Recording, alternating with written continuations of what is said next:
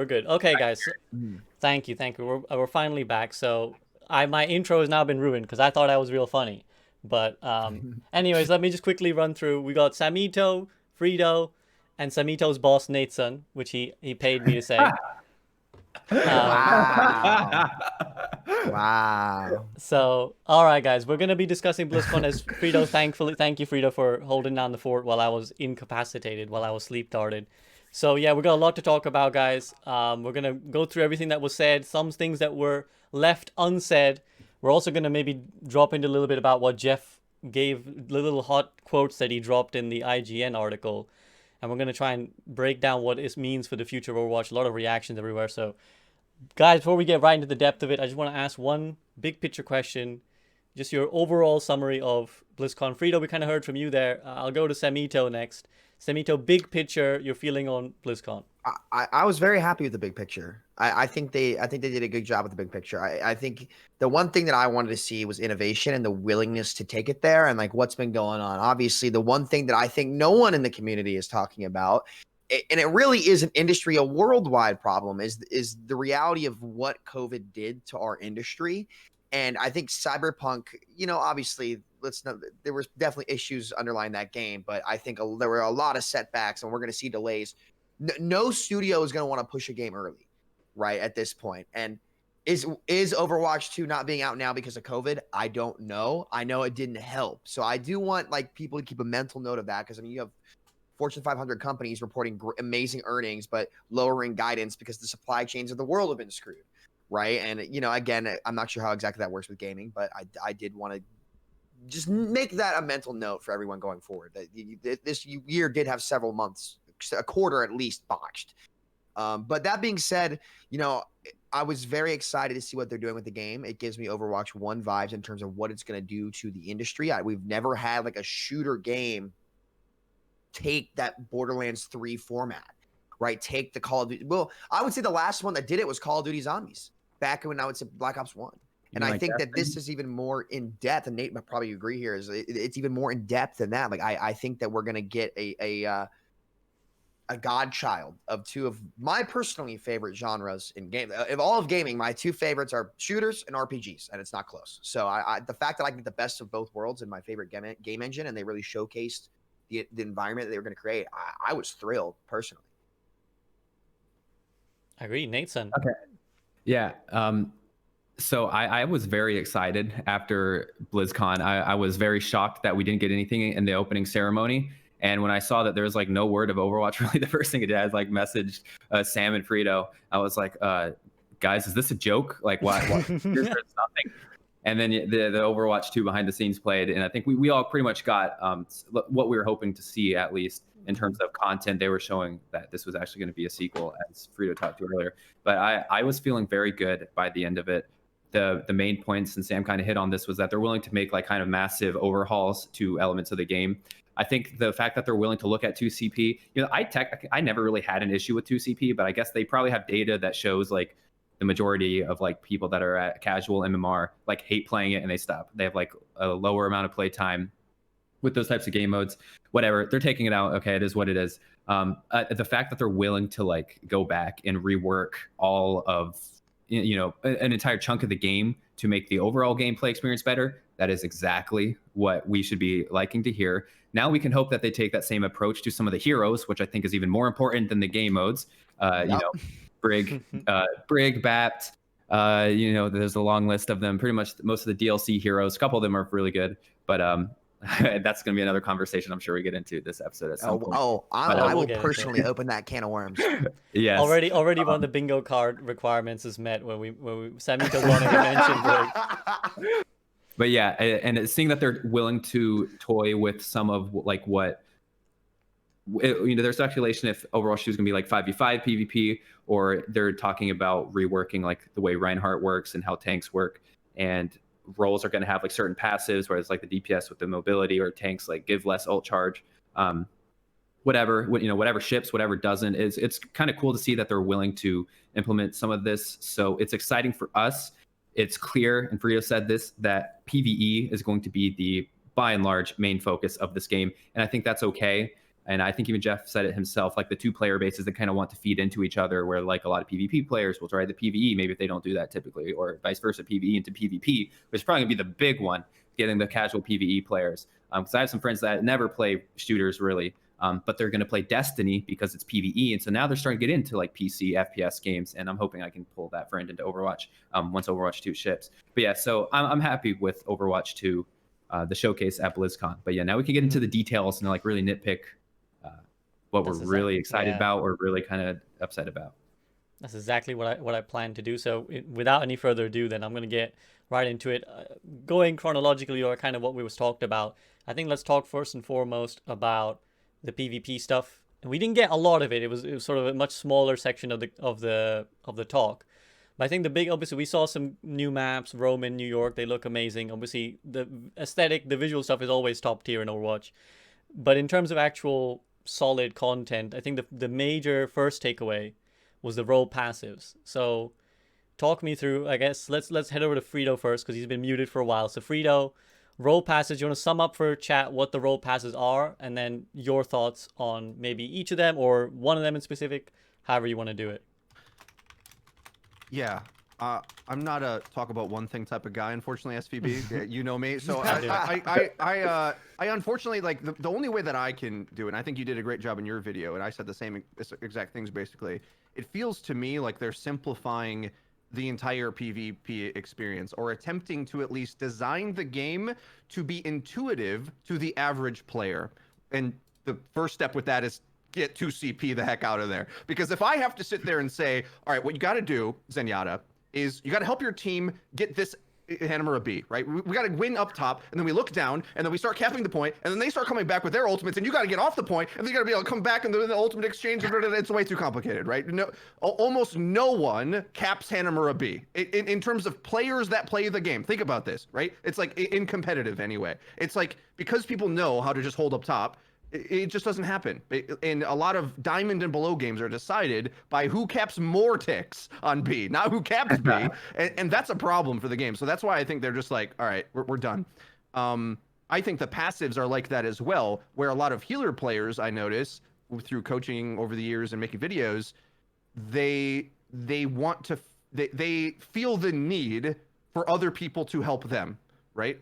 When in reality, I mean, they're pretty strong, as Samito, I'm sure at some point is going to explain. Healers are really strong in this game. I don't know if you know that, but they have the perception that they're weak, and they're always getting harassed by things they can't deal with, and that's the reason we have Brig. You know, Nateson hates Ana's power. I love it. I think it's great, but it is insane the power she has, right? So I get afraid of things like an Ana who has the same abilities but self-heals. Like, that seems outrageous, but it stabilizes the game for golds and plats that are struggling with this, right? And the 5v5 thing's a little bit more complicated, but let's just say tanks, they're going to design them to go aggressive and think less, is what I hear when I see that. Like more, the way I said it in my video, is the tank gameplay I'm expecting is to feel similar in theme to Wrecking Ball or maybe Roadhog. Ball's a little bit easier because he's like a weird main tank, right? Like, he physically goes in and combos for attacks. Whereas Rhine is more about stabilizing the front line and min-maxing your shield and thinking about your team more.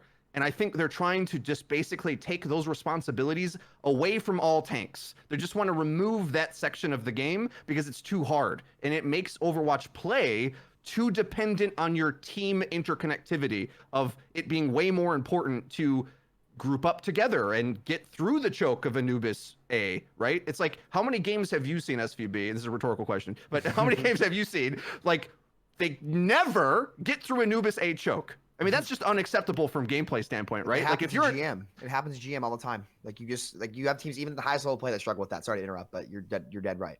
I mean, you're gonna send me on another rant, Sammy. Like, that is unacceptable to me, right? Because the difference of that is, do you have a tank that is blocking the damage when your supports go through? That's what it should be. But if it doesn't happen at GM, as far as I'm concerned, like, the rank system's kind of failing. Oh, so yeah. We'll get to that. We'll get to that. Don't jump the gun. Well, the rank system doesn't work when you have heroes that bypass it. But don't worry, we'll get there. We'll get there. I can't wait. I've said a lot. I think they're simplifying the game so that it's more approachable, which in one hand is really, really good and like big brain, so big brain, I think, because it's going to make it digestible. It's going to be easier to follow, especially if it's 5v5. I think in many ways that's a huge step forward, even if it dumbs down the depth of the game. Because if we're not going to have a team queue, we may get a tournament at some point, but if that's not going to be the game, then it needs to be playable for a solo. And I think that's what they're trying to do with a lot of these changes. That's like the overall theme. More solo queue playability. No 2CP chokes. Let's just forget it. We tried that. We're giving up. No, your role talents, you're going to automatically have some power to feel like the role does its job all the time. I think it's a bouncing nightmare, but these are a lot of good decisions, I think, for the mass player base, especially what we probably will get is a lot of new casuals trying PvP for the first time when the sequel comes out. I think Overwatch 2 has the potential to be like a bigger game than Overwatch 1, and it already was 50 million sold. That's insane. Yeah. That's just unheard of in gaming. I think this could be bigger. So they're changing the game for that new audience that's going to be coming in. Samito, I know you've kind of agreed with this sentiment in the past, and do you kind of agree with this one about role passives and it kind of dumbing down a little bit what's needed for each player? Dumbing down, yes and no. I think it gives you more options for doing. Yeah, I guess in that case, yeah. I don't like them besides support. I think, well, it's not that I don't like them. It's that I know that the team is going to have to balance accordingly, and I don't think they're capable of doing that. And listen, I'm very forward about this thing, but if we've proven one thing for every good patch that comes out where the community universally enjoys it and says this is great, there's like 2 or 3 ones where we're like, dude, like what is this? And that's not me throwing shade. Let's just talk about the precedent here. And it just is what it is, right? I think, for example, if tanks give less ult charge, right, that means the tanks that generally feed more, and that's their downside. Like traditionally, that's been Roadhog's big downside. That's a major indirect buff to him. Right? Same for Winston. The tanks that are known for feeding, where one of the big downsides are, you're giving the other team a lot of ult charge. Yeah, I think that's an indirect nerf to Ball. I don't think it matters that much though, because he just doesn't give ult from his shields anyway. But it's little things like that, and it is very important. If you look at how important ultimates were in Overwatch 1, like I'm not going to say has that been taken into consideration by the team. It has. Are they going to act properly in a healthy way for the game? We have I don't know. I don't know. I don't think anyone knows. DPS move speed, I think, is also dangerous. I think they're playing with fire. And whenever Blizzard has played with fire, when it comes to game balance and hero balance, it's just at this point in time, let's be real, everyone needs to raise a red flag, right? I like the concept, and it is doable for sure, but who do you have doing it? And that's my only concern there. Yeah, so you feel like fundamentally it's like too deep of a rabbit hole, like we might end up going down and creating a can of worms kind of thing. Yes, it's like the same way that, think about it like this. When we first went to 222, the heroes that have been power crept a lot. Oh, sorry, power creep's not real. I'm just kidding. But the heroes that have been power crept a lot, Freedo, we talked about this. I remember we talked about a recent ball back when Goats was running ramp in April 2019, right? I think so. I remember we talked about that, where you have Orisa dominating the game for months, right? All because of the format change, because Fortify was too good and the shields were too good. And then you put Sigma in the game too. And then you had Moira Bap, all these other things, heroes that weren't super good without the 222 format, but all of a sudden when when options are reduced and the way things interact with each other is changed, they're oppressive, and it took us a long time to fix it. That's my only concern there, but we'll live and learn, I suppose.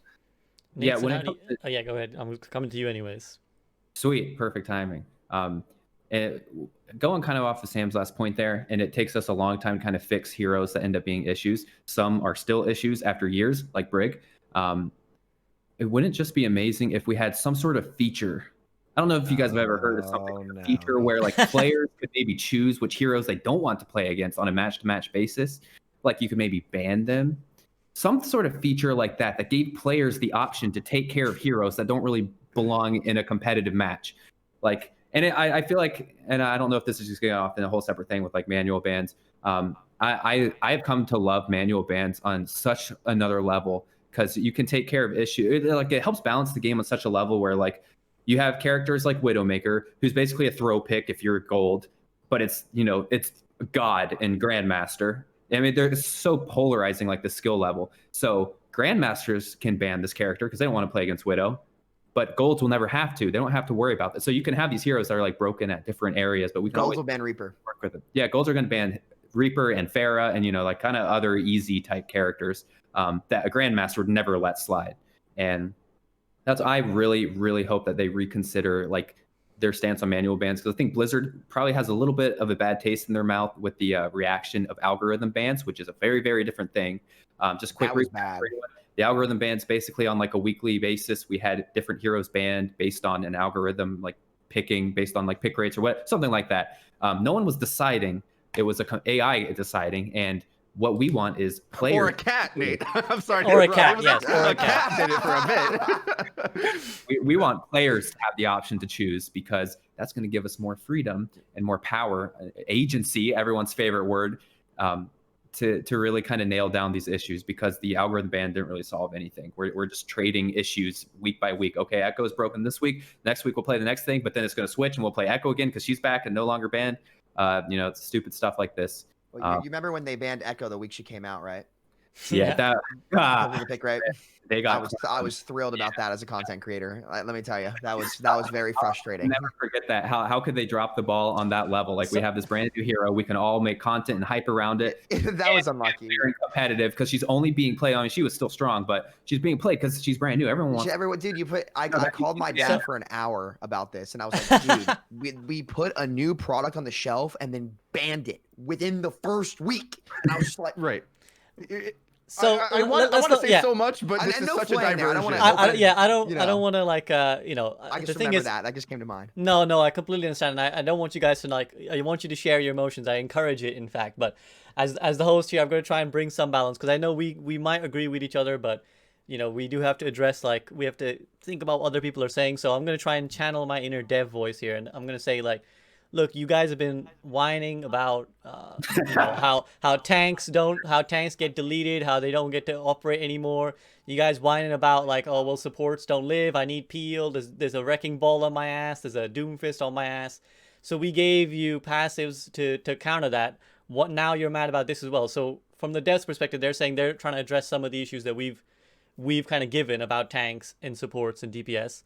Why is it, in your opinion, not a good direction? Like, can you sort of give them a summary? Are you saying like passives taking the place of manual bans to help kind of ease some of the issues? Well, essentially, yeah, because it's pretty clear, at least Freedo and I know this is pretty clear, they don't like the idea of bans. They don't probably want it in anywhere in the near future. So they're saying, like, rather, because their argument has always been, we don't like other people picking what you play, like, or denying what you play. That's always been their thing against bans, and right now that's their solid philosophical stance.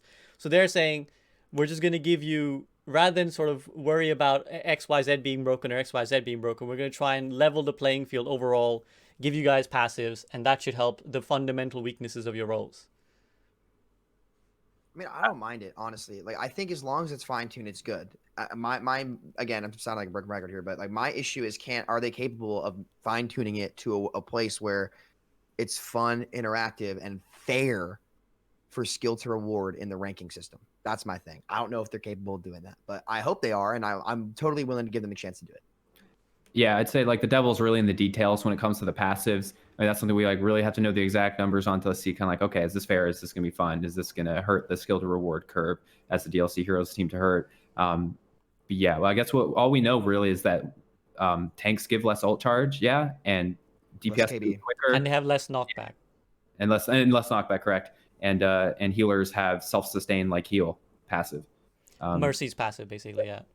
Yeah. So I guess we'll have to see what that feels like if they want. I mean, this stuff, as they said multiple times in the presentation, a lot of this stuff may not ship. They made sure to say that many times. Some of this is like destined to change. It may not ship, like what they're doing with Reinhardt to basically make him every Platinum's dream hero. And that goes back, I'm okay with the game easier. I'm okay with the game being like a lot faster in terms of like, this is more of an aggressive kind of team fights are more aggressive. And as they said, Reinhardt's not just the guy with the shield. I think that's fine. And I'm glad that we're testing it at least. But yeah, I'd say it definitely brings a level of ease to the game somewhat, which is maybe not the worst thing in certain cases. Yeah, I want to bring it. Yeah, I want to bring it to the Reinhardt thing, but go ahead, Frito. Yeah, I think it's a big brain move that they are designing it for the players we have, which perhaps is another conversation all of us can have on a different like through line. What that being a big problem for the game's health overall, where we don't necessarily have the most hard like the game as it is. Let's just say it might possibly be one of the hardest, highest skill ceiling, knowledge base esports ever, but we have a particularly casual player base. So because of that, just taking away some of those complexities and shaving it down is probably a great decision on their part. I'm worried for the high level gameplay. I think it's an amazing decision for most players though to simplify that. The downside might be the characters get very samey, but perhaps that's they've already been doing that, frankly, like with the role queue reworks to things. Like here's an example, okay? Back in the day, there was open queue normally all the time, and they had names for the different roles, but they didn't really mean anything. Attack, defense, tank, support, or whatever they had. And you could have a hero like Symmetra and Torbjorn be these like wonky, wacky things that they didn't really know what to do with. Over time, it was like, okay, now we have role queue. They have to compete for duels. They have to be able to duel because DPS duel. That's just the role. That's what it does. So they made all these different mechanics for them that let them try to have a in that role and compete within it. Now, in one hand, some players, and I saw, some interesting discussion about this at the time and through the years, but that again shaves down the game, shaves down the sharp edges, where instead of Tor being this like wacky niche pick that Lunatic High could pull out on one part of one map for one time, now he's sort of like a Reaper McCree type, you know what I mean? It's like he's really, they're a lot closer in terms of what they do. This passives change does that again, where now, especially the tank role, I think that's the most clear to me, where right in the live game with Overwatch 1, we have this big struggle of like, why do we have main tanks? It's like as a tank, you need to be able to apply pressure and have interactions with abilities and brawl. Like brawl is the key word, I guess, is like you need to be able to kill the thing in front of you. Because if you need to have more of an old school Overwatch playstyle with like, I make space, cooldowns go here, it's doable. Winston Zarya is a comp that double bubble gets played at the pro level, but if you're not, it's balanced in a way where if you're not in a pre-made, it's really difficult to do, because if one cooldown's out of place, the whole comp falls apart and you should have just been playing Roadhog the whole time, forehead. So like on one hand, we're especially the 5v5 thing. The thing that I remember from 132 is that I really missed the tank interconnectivity of two tanks working together to make space. Also, I think players are going to quickly miss having two tanks to shoot at because they're easy to hit, right? Like if you take one out, then there's like it's more about the FPS of the game and the tank guys just kind of going crazy. So I feel like most tanks are going to feel in that brawler style, and they've already done this. I meant to bring this up earlier too, and this might be another separate path, but I think a lot of the changes they've wanted to put or they've been working on for Overwatch 2 have already been in the game. And when Sam's like, man, they got a lot of questionable balance changes, I agree, but I think they've tipped their hat in showing an example. Orisa. Soldier 76, the recoil. Orisa's a good one as well. The armor changes the tanks, but the clearest one to me, that Soldier 76 thing in the sneak peek, it's like, well, we're putting in visual recoil. But that was before the spread changes went in. So that means that clip intended to be showed at BlizzCon was before they did the soldier recoil thing that is on live now. And Jeff in the IGN interview said that when we develop something, we think it fits into the game, we're just going to put it into live as we're making Overwatch 2. So I think you can look at, Ryan's got Ryan is almost Overwatch 2 Ryan already. They've already done some of that. Right? He doesn't have the abilities, but the stats is the same.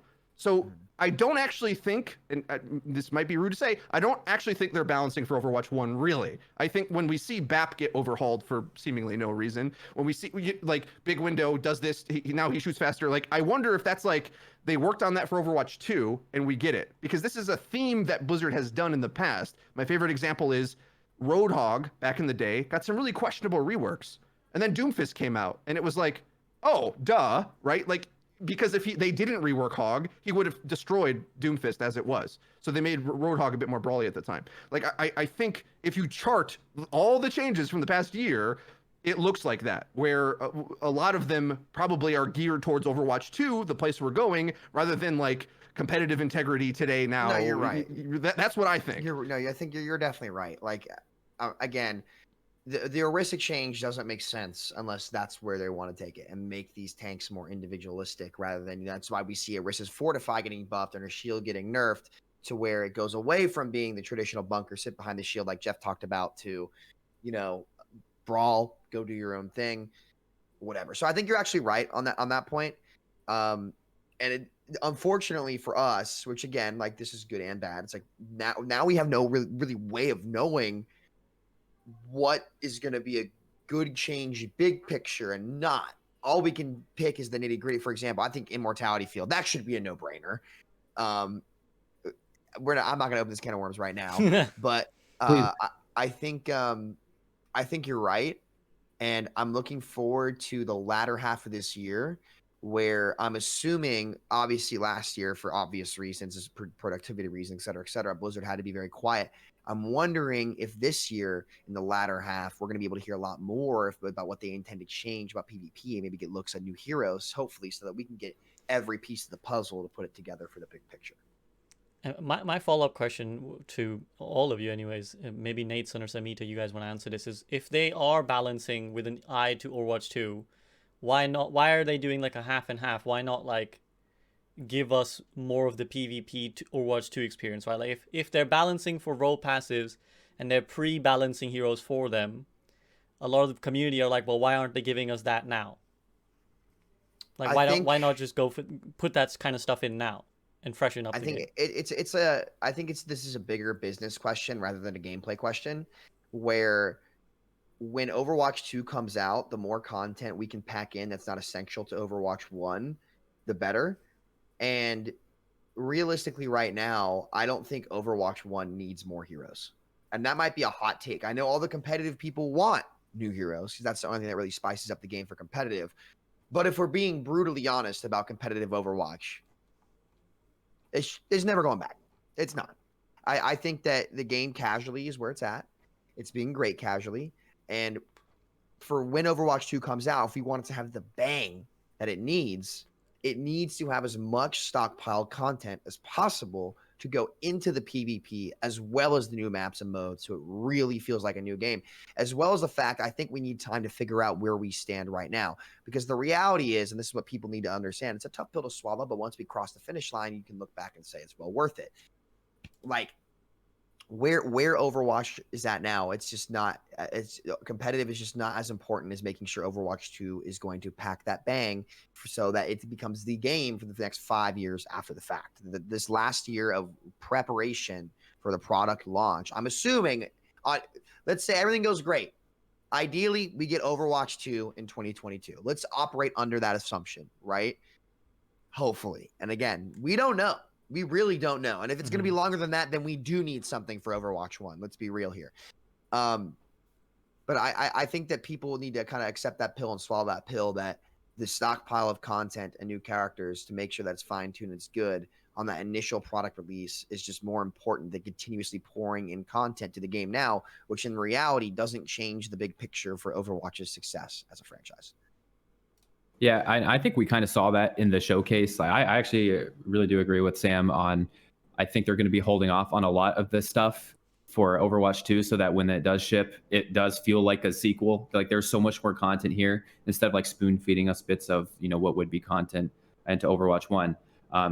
In my opinion, I think most of us here probably share this. Overwatch 1 is pretty much going to be null for the next 2 years, 1 year, whenever Overwatch 2 eventually comes out. I think Overwatch 1 is going to pretty much just sit as is. Tiny little things maybe added every once in a while if we're lucky. But yeah, we're not getting really any big changes to our gameplay. So if you don't like Overwatch how it is now, you're probably not going to enjoy it like the next year and a half, 2 years, whatever. Quick play. Quick play. We can totally get into that next as well. Well, I just want to actually unpack some of this because we've been kind of pretty nice so far, but now let's see if we can get a little bit spicier because you guys saying well maybe the philosophy behind this is stockpiling content for Overwatch 2. I've just been pulling up the interview that Jeff gave to IGN. I want to read a little passage from it where he says,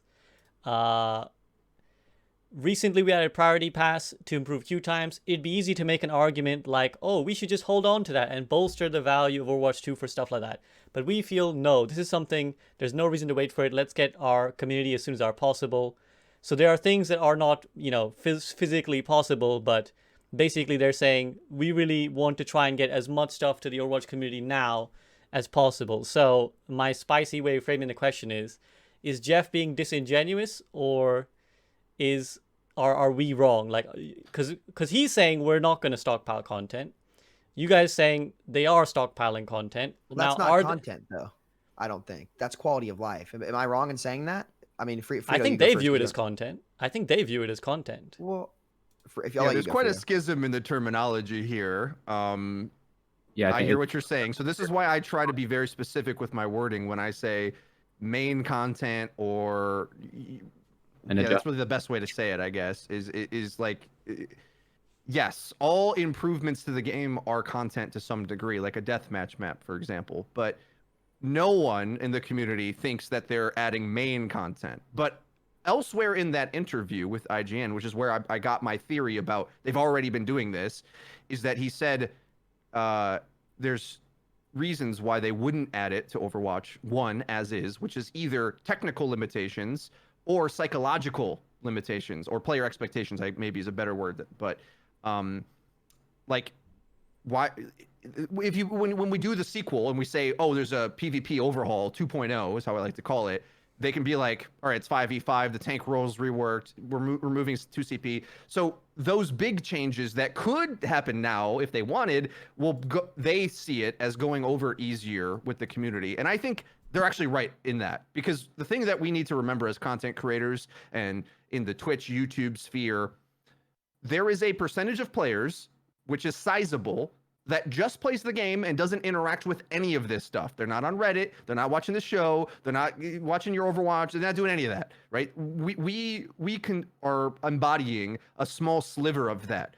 And they need to make decisions for the players that aren't just that. So as much as I like to bang the table and say, I want tournaments, I want hero bans, I want all that, none of that stuff applies to most people. So anyway, I think they're correct in holding off those decisions until then. Now, the reason why I get a little bit optimistic is that anything that I do believe him and take him at his word, that anything that is like a priority pass, right, level of content, I don't know what to call it anymore, upgrade, improvement, quality of life, whatever word we want to do, like, I think they're going to put it in early, because really the Overwatch 2 as a game, the main game is the PvE, this amazing PvE. So I don't think they have to hold back improvements to Overwatch 1, but if we think new heroes, let's call that content, okay? They're definitely not adding content, okay?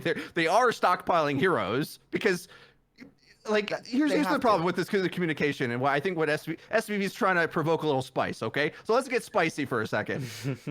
It is complete BS for them to say, well, we've got lots of heroes that we've worked on. We've worked on so many heroes over the years. They've said this, right? Lots and lots of heroes, always heroes in development. We got a backlog of heroes. We got lots of heroes. Heroes are what define our game. The game is entirely about heroes. Oh, and for the next 2 years, you won't get any. Oh, so that's what you wanted to do. So you've decided that the main thing of your game that you've told everybody, and we all know, we all agree, the main part of the game is heroes. You've decided to stop making them for this game. We didn't vote on this. We're just coming along for the ride. And it's a little disingenuous for them to play both sides of this argument, right? To like hype it up and then be upset at the miscommunications, which it depends how petty we want to get with this. Like, that's laid in the IGN article as well. But it's like, you know, you all were confused when we told you about this amazing sequel. Like, what's wrong with you? It's like, yeah, that's not cool with me. Yeah, that was. So anyway, just to try to close my point, and we can transition away from this or wherever SPV wants to go. But the point is, to me, they are stockpiling content blatantly. Okay, they are. You are doing that. Like, because otherwise, because we had an expectation built that 3 heroes a year is not a lot. Sorry. In comparison to other games, it's not a lot. And then putting that down to 0 is quite a drop in focus towards the game. And they made that call. No one knew they were going to make it, and no one knows how long they anticipated to do it. That's just not even said. It's just a Blizzard when it's done, which in some ways you can respect, but in other ways, as a diehard competitive fan, I'm like left out in the dust because we don't generate enough money for them. So they're like, bye, I'm going to go make the next game of the year. And when we improve your game, you should feel thankful, basically, is the attitude. Yeah, you're right there. But the fact that they're not making the money on their own is a fault of their own format. And one question I have for you guys here is obviously Overwatch was the last big game. And this is on, I think this is on base, SPB. So I think we'll be in the same conversation. No, go for it, man. Go for it. Overwatch was the last big game of the year game, right? That was on this old generation format of monetization. No free to play, no battle pass, any of that. Would you consider the game going free to play and having a battle pass cosmetic system instead of what it is now, quality of life, something that they could, and in my opinion, should put in as soon as possible to Overwatch 1? Or do you consider that content that needs to come out in the latter half of, you know, whenever Overwatch 2 comes out? Like, personally, I think it is kind of ridiculous that I know, like, probably a part of redefining a sequel, or I don't even know what the terminology is anymore. I mean, it is what it is. Like, we got to see through the lines there at some point. But to me, it's like, if you're not going to give us content, then give us a way to bolster on our own. But what it's the reason why we haven't is it tells me we're not ready for that. And from what we understand from the skin making process, apparently it takes a long time. I mean, again, I'm not sure how they plan it all out, but how do you guys see the game going free to play and support a creator, battle pass? Let's be real, it's needed. I don't understand why people hate on it at this point, right? We're behind our competitors in every aspect. Is that quality of life? Can we get that in Overwatch 1? Well, I think me, Freedo, and kind of you probably as well, Samito, have kind of we've spoken about our feelings on this. So I want to hear Nateson's feelings on what Samito just said. Yeah, I go a lot of different directions on that type of stuff. I think free to play with Battle Pass, and I think, yeah, we should pull that into Overwatch 1 as soon as possible. For Sam, I'm on the same page with you. I would love Battle Pass. I do consider that content, or sorry, I, as a competitive player who doesn't really care about skins, I don't consider that content. But as like the casual Overwatch fan, I'd say most Overwatch players probably really care about the skin. Like the casual audience really cares about that stuff, the skins and sprays. They like golden guns. They think that stuff is really cool. Meanwhile, we sit here with like every golden gun unlocked, every spray, every, you know, whatever. I have 1,500 loot boxes at my main menu currently, and I don't need any of this stuff. All I care about is the gameplay. But I think to a lot of these casual players, yeah, that is important content. And I would like for that to come with Overwatch 1. Obviously, I think any of us as content creators kind of want that because that's a little bit more hype and that gives people some sort of incentive. Like they thought, and I remember like when Fortnite started to become a bigger thing, like 2017, I thought it was kind of cool, like to get the battle pass. And I felt like I had this reason to grind to get the skin at the end, or, you know, as battle passes go, pay your way straight to the end and get the cool John Wick skin. So, I mean, there's plenty of like these revenue streams that Blizzard could be having. There's one I particularly care for, especially if we're going free to play. I really want them to invest in a competitive mode. And whenever we talk about free to play, people start to say, oh, I don't want that because there's been so many cheaters, hackers, whatever. And my response to that is we have cheaters and hackers in our paid game. It's not going to change. What's the difference of our paid game versus our free game? One game is going to be not popular. The other one will be. So I think it's a fair trade-off. I think we need to have some sort of like paid competitive license that we can pay for to like play the competitive season. However, Like that's Face It? CS:GO does this now. Actually, they're normal when. Sorry. Prime, yeah, CS:GO Prime, yeah, Prime.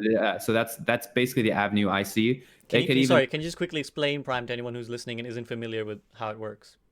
Yeah, Prime, you pay like, is it $15 and you get into Prime matchmaking and you can attach a phone number. Like these are, you have to attach a phone number and pay like $15 to be part of the Prime matchmaking pool. And those are like more trusted accounts. I'm pretty sure that's how it works. But I would love some sort of similar system in Overwatch, except I think they should be really strict about like who's allowed to play competitive. Like I would love let everyone add it in quick play. But I think competitive should be like a very serious high integrity mode where like we have to pay to play, especially if the game's free to play. I always call it a competitive license. Like maybe you pay $5, $10, 15, whatever for a competitive license, and now you can play competitive, and you have to attach a phone number, and you have to whatever to play, have to be like XP level, whatever. Or that the XP level thing's more meaningful for our paid game currently, which I think currently we missed our chance with the dev team, but they should have raised the XP level to play competitive to 100 years ago, and it's kind of sad that they didn't, or 50 or 75. I think it should be 100 because Smurf counts is ridiculous in every rank. I think there should be a competitive license. I think it should be like these competitive licenses can be what pay for higher tick rate servers. There's reasons this could be like a recurring thing, that depends on which way we want to take it, because typically prime matchmaking with CS:GO is like you pay for it once and you can play comp forever. Maybe in Overwatch they want to do it seasonal. Maybe they go back to like 3-month seasons and you pay $5 every 3 months for a competitive license for the new competitive season of Overwatch. Who knows? That stuff pays for tick rate server, or at least like have competitive only has high tick rate servers. I want everyone to have it, but if their excuse is this is too expensive, Budget, yeah, okay, so let us pay for it, or at least let players that are super passionate, that are playing Diamond Master, Grandmaster, which is like the top percentage of the player base, let them pay for high tick rate servers. Well, why are Grandmasters playing on such low tick rate servers? I don't understand. Like, what do we play on 60, right? But Valorant is like over double. Yeah, true. Is Valorant 120? Is it 120 on the? I think Valorant's 120, and again, like to be fair to Valorant and Overwatch as well, I feel like the corner peaks and shooting first is way more important in that game than it is in ours. But at the same time, still Tracer, Genji deflect. But you're right. Dude, Genji deflect has not worked for 3 years now. I'm not kidding. It's been on delay. Like they changed something, and I get the audio cue now for the last 3 years, and I've said it, and no one's freaking believed me. I'm telling you guys, there's something in the code about deflect that is like hanging it up by 10 milliseconds to where I hear the audio, but it doesn't actually deflect. They changed something. I don't know what it is. This is why I'm bad at Genji. Thanks. Yeah. Finally, I have an excuse. I mean, let's be real. We'll get there, but you're right, Nate. And I think that ties in as well with Overwatch being the last successful game to come out with the old model of stuff where you could get away with the lower tick rates. You get away with the game not being free. You get away with no battle pass. You get away with leaving your competitive state of the game in an absolute dog shit state because of brain dead heroes that play the game for players that for some reason content creators justify, which is truly beyond me. And you know who you are. You're full of shit and we all know it. But listen, the fact that you can't acknowledge something being, I'm not going to get into that. At least acknowledge it's unhealthy for the game, you fools. That's all I'm going to say there. But regardless of that, listen, I told you I was going to say it how it was. Like, I'm not going to BS anybody here. Like, let's be real.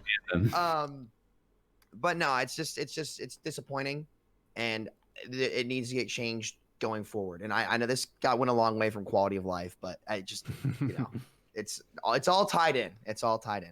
I'd like to chime in on the premium ranked thing, but I want SVB to make sure we're keeping time on. No, I was gonna ask you as well. Sort of I want to return to what Samito said because you can't like leave that hanging. But I want to ask you. I was gonna ask you simply, Freedo, actually, because originally Samito's question was, why don't we get that now? Why do you think we don't get that now, Freedo? What's that? The free to play battle pass model, or something like obviously Nateson's requires a bit more. That one can probably only realistically come with Overwatch 2 because of the logistical changes. But for something like a battle pass, why don't we get it now? So, we're gonna attempt to devil's advocate to the best of our ability in some of these answers, and I think the dev standpoint is that the cosmetic okay, hold on, step back. We all know it's going free to play, right? Like we know that, and I know people like I'm overly optimistic about things a lot of times. Sometimes that makes me right, sometimes it makes me wrong. Fine, but I don't think anyone thinks it's not going free to play by Overwatch 2. Makes too much sense. So that's the base point. It's at least doing that. I think that from the devs' explanations in the IGN interview and all the rest of their actions, basically, the trauma of switching business models is easier to get everyone on board with when they're making massive changes all at once with Overwatch 2. And this is something that I had to come to terms with. And oftentimes when I make content in my brain, I'm a hardcore player. So I often side with basically everything Sam says. But as a content creator, I try to gather information from the tap into that mainstream community a little bit, like as best we can, and communicate with what they actually think. And some things that surprise me sometimes when I do that, Brig is a good example. Maybe we'll get into that later. But with the business model thing is that, and Blizzard knows this well, and better than us. This is why they make all this money making these games. But the community we have now, as silly as it sounds, and we're all in agreement, we want free to play, they would not be too happy about that. Until a lot of them would be upset is all I'm going to say. Like, it sounds dumb, but they don't want to get this feeling, especially if you just bought the game or you're in that game cycle. They like the feeling. There's like a psychology to it of, I paid for the license of the game. You have to imagine someone who hasn't bought a loot box but expects X amount of value from their $40 purchase or $60 for the 20. consoles. It's down to 20 now? It's 20 now, yeah. Okay, well, either way, whatever. They bought that license and they expect a certain amount of return on that. Like, you gotta give them the battle pass. I'm devil's advocating, Sam. I know. But like, think to like Hearthstone, okay? Hearthstone did this recently where they made this battle pass, and all the rage was that we're not getting this. I calculated the battle pass, and I'm getting 10% less can't gold. Calculate the way out of plat, and they're gonna calculate the battle pass. Get them out of here. But people actually I know what do this. Freedo's talking about though. They let me did, finish like, my there point. was Reddit points about it. There was Reddit posts about it on the Hearthstone subreddit. This was a massive deal in the Hearthstone community, and I, as a casual Hearthstone player that keeps getting pulled in by these awesome game modes, I'm like, I don't have time to play this game, but they make a lot of cool shit. I got the battle pass, and I was like, oh, I just unlock stuff on a tree. Like, I'm not calculating my quests. I don't have time to play, right? So like, it's hard for us as dedicated players to get in that mindset of someone who's barely into it. This example kind of doesn't work because it was the hardcore that were upset, but it works for casuals. All I'm trying to say is there's a schism there that's hard to navigate, is my point. So when the sequel comes out and they have a whole new cosmetic system, I think what's going to happen is the old system is grandfathered in with all those skins that we had in the first 1.0 of the game, and then they've already said that there's a bunch of there's a cosmetics overhaul and more customization, right? I think that's all going to be in the 2.0 version, separate. And I don't know how those are going to interact, but I would expect a different currency and a battle pass and other free-to-play stuff, and then maybe stuff from the PvE game that you get as well, right? Like, it's very important for Blizzard for this to actually be fair, and we realize that part of their competitive advantage is that it is fair, and it is so much fairer, right? Like, we all agree we want them to be more like Valorant, but the casual player base might not necessarily agree and want like the return on their money, even if they're not playing the game. This is the thing that I know it's insane, right? Like, they play it, let's say, a trophy collection, to be fair. I do understand the sentiment. They play it like a few times a month, let's say, or whatever. They don't want to feel like they have to be a hardcore player to get the value, right? We see Valorant with $300 skins and we're like, yeah, I mean, hardcore players will buy that stuff. It's fine. CSGO's worse. Like, that's our opinion. But a casual player, especially on console, something we got to remember, like half of the players are on console, especially on console, they're sick and tired of the microtransaction fests in games. They want to just buy it, play it once in a while, a few times a month, and have access to almost everything. And they like that. So the transition to free to play is going to be rough for those players that are hanging around. It's a silent majority, I would say. Let me say this. Right now on console and Xbox, at least, you can already make infinite Smurfs. People do that. And it's a problem. It's a serious problem that people are concerned about. They're like, the game can't go free. Everyone's already making infinite Smurfs. Well, if we tie in phone number with it, which is the format, the problem is the game is not expecting people to do that, so they can't answer it. Right. And I guess, sorry, that is the Smurf problem is different. But you're right, Freedo. But at the same time, I understand Blizzard's sentiment. I understand why they want to wait. But if there was any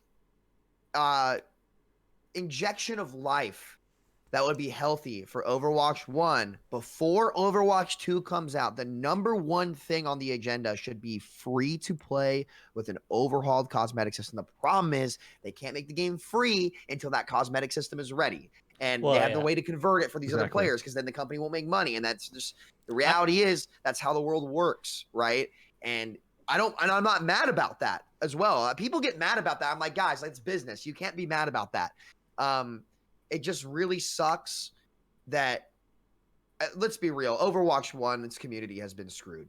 Like they just have been. It's like, and I want to say it's no fault of their own to Blizzard. I think the timing of the industry did not help them at all or do them any favors with Fortnite coming out right after Overwatch did, right? But it is concerning that we haven't, and again, it could be happening behind the scenes, right? It is concerning that it's 2021 and there have not been any public efforts made to amend that for the current existing Overwatch community. In my opinion, you wanted to get spicy SVB. Again, that's one of the biggest things that I have a gripe with Blizzard about. They just did not innovate at all. And all they did was simplify their game, dumb it down with dumbass heroes that play the game for you, and no innovation in terms of modes, format, Freedo, cosmetics, right? It's very much the last 4 years were the old school boomer Blizzard meeting the Zoomer technology in a way, in basic terms of doing that. And Blizzard needs to adapt, and they just haven't. It's just is what. That's a really good way to put it. Yeah, I think that's the quality of the game is so old Blizzard. It's like everything we want Blizzard to be. In Overwatch 1 and Overwatch 2, the quality of what they put up is amazing. But their adaptability to the, how things are working in the current climate, that's what's lacking. It's also, so I'm going to spice it for myself now as well. I think there's like a couple cynical points I want to make. Firstly, I think, as we've seen, there's always that insistence, just to vibe off your most recent point, Freedo, to do things the Blizzard way, right?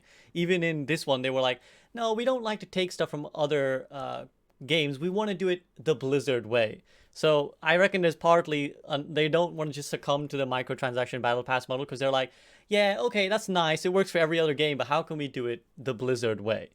And I also think that there's a cynical element of me which says that they've made the marketing calculations and said, we could put Overwatch free to play now and give them battle pass content, but the time we spend on that, i.e. providing the content that you will earn with the battle pass, how much money will that make us versus how much money we're hoping Overwatch 2 will make us? Because I think they basically see the current Overwatch 1 community as not that profitable, as in it's not that much of a gold mine. There's not much left to tap into. So they're saying, why bother putting all this effort? And then kind of this is what I got hints of in Jeff's interview as well, where he was saying, I remember one passage he said, Overwatch 2 isn't going to be this community, it's going to be a new community. And I think that's how Blizzard see it. They see it as a new community. So in that sense, making this community happy is not necessarily the biggest concern. Because no, it's not. No. They see it as a whole new bunch of people are going to come in Overwatch 2 anyways. Again, why spend that time? Because we see how pressed they are for time, right? We know this as well as content creators. Whenever we ask for something, they're always like, no, we got loads of other shit to do. They're pressed for time. So from their perspective, they're like, why put all that time in there when we can just continue to work on Overwatch 2? It doesn't matter what we do to these guys. They won't be happy with us anyways. Let's just make the next generation of fans happy. I do get that sentiment though as well. Like I disagree with it, but I understand from their perspective where it comes from, and it is a little sad. And again, I think that's the old boomer Blizzard meeting the Zoomer tech and needing to match. They will eventually. It just people need to swallow the pill that this year might be shitty. It just is what it is. Play quick play. I think, of course, we disagree with it because we're the passionate players. We don't want our games to just sit by and die slowly, and the community dwindling. But I do understand that, like, yeah, I think we all kind of understand. Blizzard is just, they're putting their internal and like their time, their money, they're working on Overwatch 2. They don't really care about us because they know. I mean, how many loot boxes are they selling with events right now? I mean, I'm part of the hardcore player group. All four of us here are. How often do you even spend money on loot boxes? Oh, I haven't since 2016, 2017. No. To this day, I have never spent money on a loot box in Overwatch. And that could be an issue with how generous their XP system is with every time you level up, you get a box. Maybe that's part of it. It's not, but... A lot of free skins too now. Mm-hmm. Yeah, and you can only wear one at a time. Yeah. And there's no exclusive, right? There's no incentive to wear them. You can't they even don't mean see them anything after. necessarily. Yeah, they don't mean anything. Well, that's not true. Here's one thing that you guys are forgetting. If you put a Mayhem skin on, you get like 300 SR. Just letting you know. Oh, that's true. That's very true, Sam. I'm really glad you said that. Yeah, you're welcome. I want to talk about that SVB. I'm super glad that you brought that up. That's like kind of like the prestige behind a skin, and a player's like having an incentive to grind for it or buy it. we don't exactly have the dragon lore up in Overwatch. We don't have anything on that such a scale. I don't know if Freedo is gonna like hate me for this or if he loves this, but I really, really love the Steam community market. I love Counter-Strike's weapons. I like that more than Valorant's like store and Riot sets the price. I like more the community is setting a price, and Valve can just get their like little, take off each transaction. Freedo, I'm curious, how do you think? Because I would love a market in Overwatch where we like the players we can trade and sell to each other, assuming they have the systems in place so that like scams and what CSGO dealt with for a while, and the lottery stuff, gambling. So I love that you brought this here, because on one hand, I totally agree with you, and on the other hand, I'm totally gonna just sink your battleship. Okay. Oh, here we go. Blizzard. Here's Nateson is a younger guy. Okay, he hasn't been around that long. Uncle Freedo. He's only been gaming for like 5 years, so he doesn't have a memory past back in the day. Diablo 3 had a system at launch called the auction house. This was possibly the biggest travesty in gaming ever.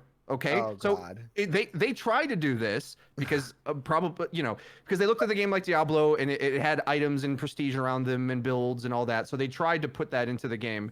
Yeah, but this is cosmetic only with Overwatch. I know, but I'm just saying. They have taste in their mouth with it. Yeah. Right. They've tried to do this, and their hand got burnt.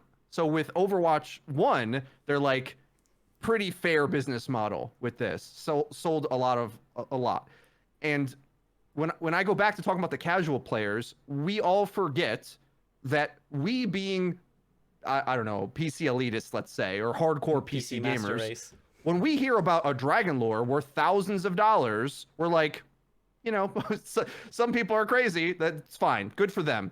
That's not what a console player you got to understand the difference in like dedication to gaming. It's fine. Built diff, yeah, for sure. But culture to that is a lot different. Right. So nowhere near PC for that. Yeah, like in Warzone, I think is the right like bridge point, and also what we should expect for Overwatch 2, where I don't know much about it with the monetization actually, but from the looks of it, you can spend like $100 and get a lot, right? Like that's a lot of money for people, but we're not talking about like, in order to have that wacky prestige, you have to have wacky price tags. And that's not something their consumers are going to accept, basically. Like, that's just not applicable. When you sell 50 million copies, you can't, like, that's just not the player base. Not everyone's got that kind of cash, right? Whereas the CSGO players are just a different breed of gamers, right? They're insane in comparison to what we're dealing with. And this conflict of the community we have versus the one we wish we had amongst us four, right? In terms of like the competitiveness, is something we're gonna have to just come to terms with, which is why ultimately I'm like, yeah, casual fly the game. Yep, you have to, because we don't have the CSGO players in our game. So although, and I don't know if I ever got to this point, but you were talking about like, so we talked about the cosmetic system prestige. I would expect either where Warzone's at now, or even less than that, kind of like even more fair, and but a buy-in price for the sequel, so that it sort of like evens it out. We don't like that, because then the incentives for the devs is to please the entry player more so than the hardcore player, whereas free to play with expensive microtransactions does the opposite, where it's all the incentives are built for Valorant. And the Valorant community is pretty damn happy right now. There was a little period there where it was like shaky. It's like, what are Riot doing? Whatever. They reworked, like everything I've asked for has been done in Valorant, basically. And their goals are everything I want in Overwatch, in Valorant. But when the business model is geared towards that, well, you can do that because that's where your money's coming from. But if it's not, then they can't. That's just the way it works. And we can't expect to have a community we don't have. That's not going to put up with that stuff. And I think that bleeds into your idea of premium matchmaking in a similar way. Yeah. I want that, but like a lot of players, if I take a poll of your Overwatch viewers, and by the way, they're pretty hardcore already, but they tap into that casual market a little bit. They would not want that. Like, they want to be able to just sort of like casually play ranked, right? A lot of Overwatch players like ranked the way it is for all the reasons we hate it. So, right? Like, I think ranked is a travesty personally, but for a gold player who gets performance-based SR and they're just trying to they're trying to plug into that, like, play the game the way they want to play system, and Blizzard's catering the development of Overwatch 2 to them, so like shaving down the rough edges so that they can fit in and slot into the game more easily. They like that. So, you know, I hold out hope for like a tournament mode that I'm doubling down, that I'm going to say is definitely coming by Overwatch 2, I hope. And that kind of thing might, like, whenever they decide to work on that for Overwatch 2, I hope they just put it into the game and any other system like that. Because I would guess that's similar in scale to like role queue or priority pass. It's in one of those size. I think we can expect Overwatch 1 to get things of that size before Overwatch 2. I hope. But not heroes, obviously.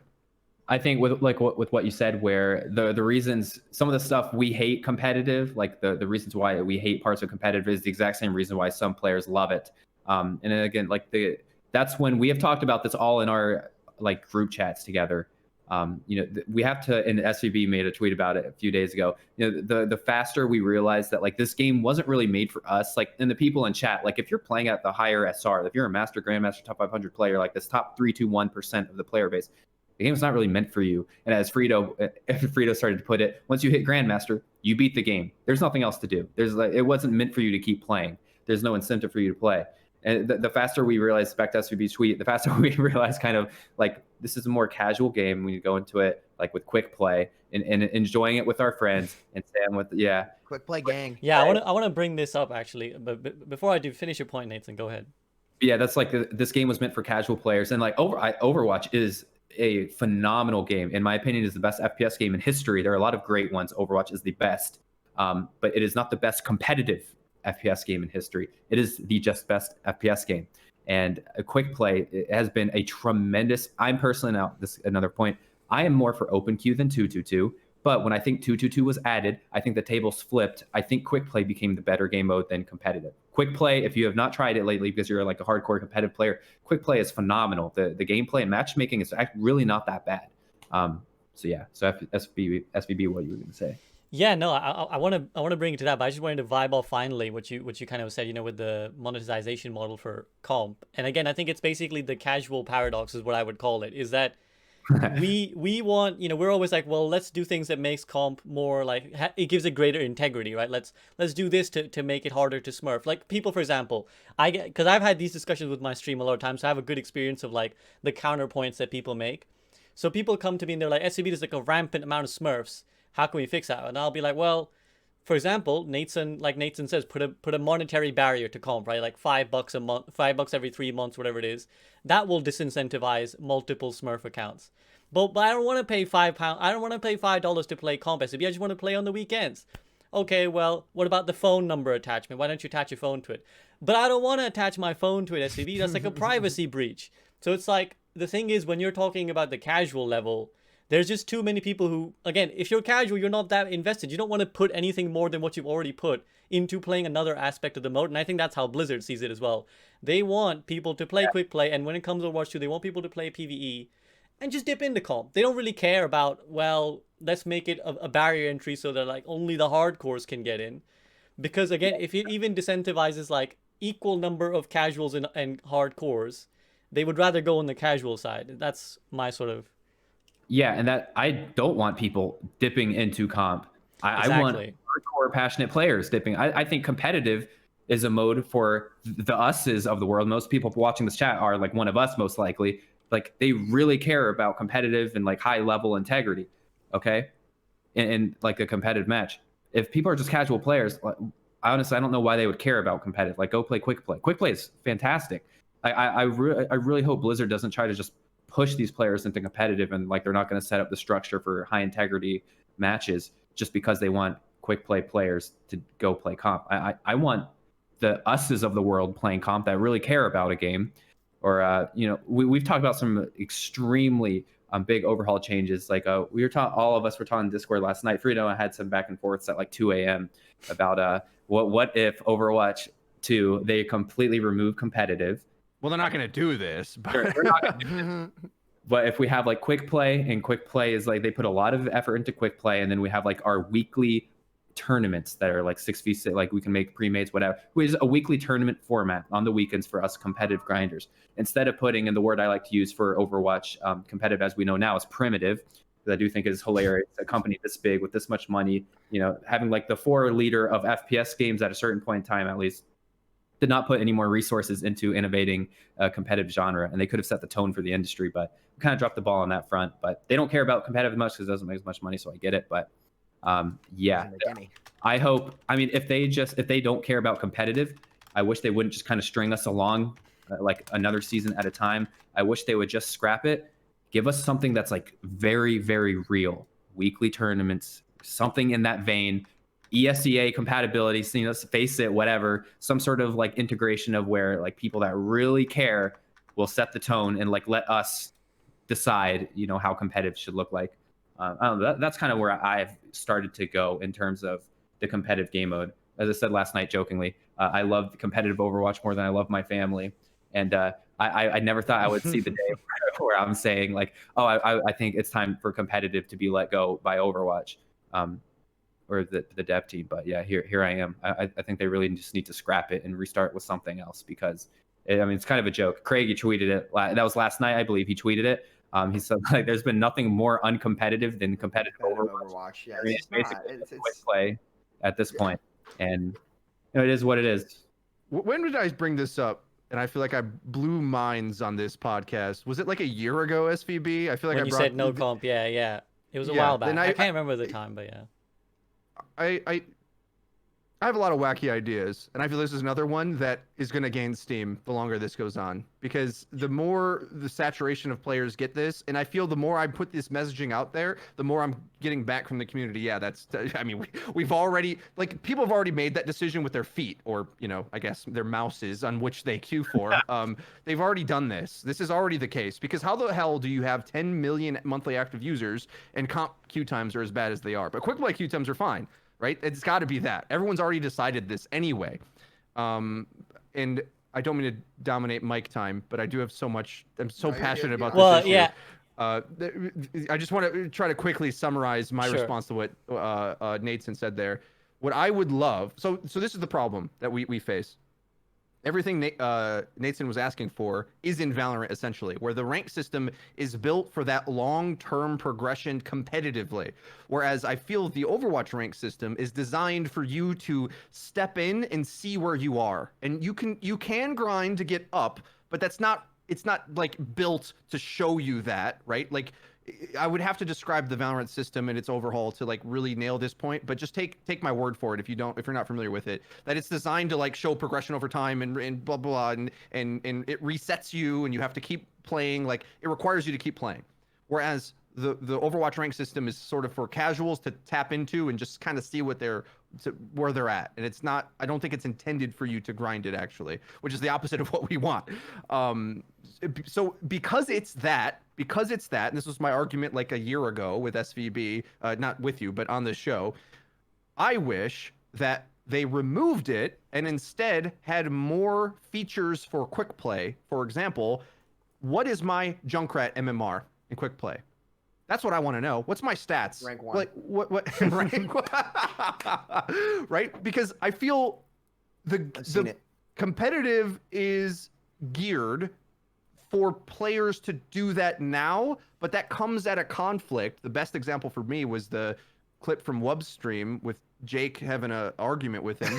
That was funny. You have one player who is a Genji player and another player who is a pure competitive player that wants to play meta, right?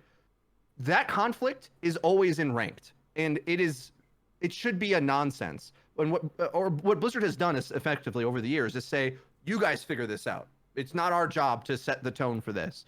And what I would argue, and some people thought Jake was throwing in that clip, I think you've lost your mind. Like, you don't understand. Jake isn't saying, I want us to lose this game, so I'm not going to heal your Genji pick, which I think is suboptimal. I want to win this game, so I'm going to put the healing towards a useful character. Swap your hero, because I want to win this game now. That's his attitude, right? That's you watch Samito's stream, he's screaming that type of attitude all the time. And a lot of players don't get that in our community. So let's just be fair, right? I don't think we are the majority. This is why those Reddit posts gets upvoted. Like, oh, he's being such a meanie. No. Oh, you're no. so toxic. Wiz, I'm silver. You say you throw it. That's literally what it sounds like in my ear. Like, dude, they're trying to win. Like, So- you wouldn't know what it's like trying to win. Like, just ugh. Right. So on one hand, I'm upset about this, but I also don't think Blizzard has done a good job setting the tone for that either. There's sort of a chicken or an egg scenario. It's like we have a casual ranked game, so we have a casual community. It doesn't really ask much of you. And if it did, could that change? I'm optimistic that it could, at least with like a tournament mode or something. But you see my point. People play ranked to like, what rank can I get on this hero I like? And that's fine until you get to the meta ranks where the meta influences it. And it's a whole nother conversation about how meta works in Overwatch that I don't want to get into. But my point is, like, there's that schism there. And my point is, if we're not going to have competitive actually be competitive, it would be better to just get that same experience of what is my rank in the community on the heroes I like in quick play. That's my point. It's like, if you just want to play the hero you want and get a number next to your name, well, why not just put that in quick play? Because the matchmaking feels better anyway. And if everyone's, and then you're labeling quick play as the place that you do that. And we can have ranked be mini Overwatch League, right? That's kind of what we want, which maybe is too much for some people and too severe, but it's like, but the quick play put up or shut up is so good much enough, though. This is what one thing that I've underestimated too is like how good quick play is. It is really good, and I was hoping they would put quick play in the competitive format. That would be awesome. Like that, I think that is something that they should definitely do for Overwatch 2. So that on that note, and Wait, back to what do you mean by that? Like specifically? you play both sides. like format quick play, like competitive, where it's the same time banks. It's not one team's attacking, one team's defending. Somebody attacks and wins. Like you can have like quick match, quick play, which is what it is right now, and then quick comp or something like that, where it's the competitive format in quick play. I almost sometimes would prefer to play that. I'm not saying we have to do it, but I think it would be very interesting. And back to that Wub and Jake clip that had me dying is people calling Jake all this toxic stuff. Wub does not care. He's not gonna get mad. Like he gets mad. They'll mouth off to each other for a second as teammates in a competitive game do, and then they go back to playing the game. I know Wub well. I know Jake well. They're both good guys. They're not gonna hold that personal. They get what it's like to want to win. And it's like these people just take it out of context and try to blow it up to some big situation. These guys don't care. And I don't blame Wub. I meant to say that. Yeah. Sorry to interrupt. I don't blame Wub either. And I don't blame anybody for playing the hero they want to play and getting a rank. Because like the mode isn't telling you what to do. It's like neither of them were in the wrong. They both, I guarantee you, they both shrugged that off like it was nothing. Like we're used. It's been 26 seasons of this. We're used to it. Like I don't know. It's just I guess the quick play players. 26. God, it's so weird to say that. Yeah. I remember season 1 like it was yesterday. No, I was gonna say I think that's the core issue of it is that there is no right or wrong way to play comp. That's the whole point, right? Because it isn't defined. There's no definition of what it is to play comp. There's some wrong ways to play comp. Well, see, this is the thing. we might feel that. We might sit here and be like, because we might sit here and be like, you should play comp only if you care about winning at all costs. But again, that's not what the mode actually says. The mode doesn't tell you. The mode says if you want to dip in for a little bit, that's equally valid as Jake, who's like pro Overwatch League and wants to, it's his career. Like in the eyes of the matchmaking, in the eyes of Blizzard, in the eyes of the mode, those two are equally valid reasons. So that's where that impasse comes from, and that's why nobody is really right or wrong. But I do want you to elaborate, Samito, because I know you've been holding yourself back. I can see it. You've been real patient. So I want you to tell me in detail why is quick play better than comp? And also, we've been kind of tweeting like whenever I see any of us saying quick play is where it's at, comp isn't as competitive as it's supposed to be. What do we mean? What do you mean? Everything when you say about comp comp isn't is just worse. Like when you queue quick play there's no incentive for the system for expectations. You have low expectations, faster queue times, quicker games. People are way less try hard. You can casually play, pick what you want. The meta heroes aren't being played. You name it. It's all of the interactions with Overwatch without the expectations, better quality of life, faster matches. Win or lose, you're not sweating it over the quick play match because you're in the next one within the next couple minutes. And it's just nice.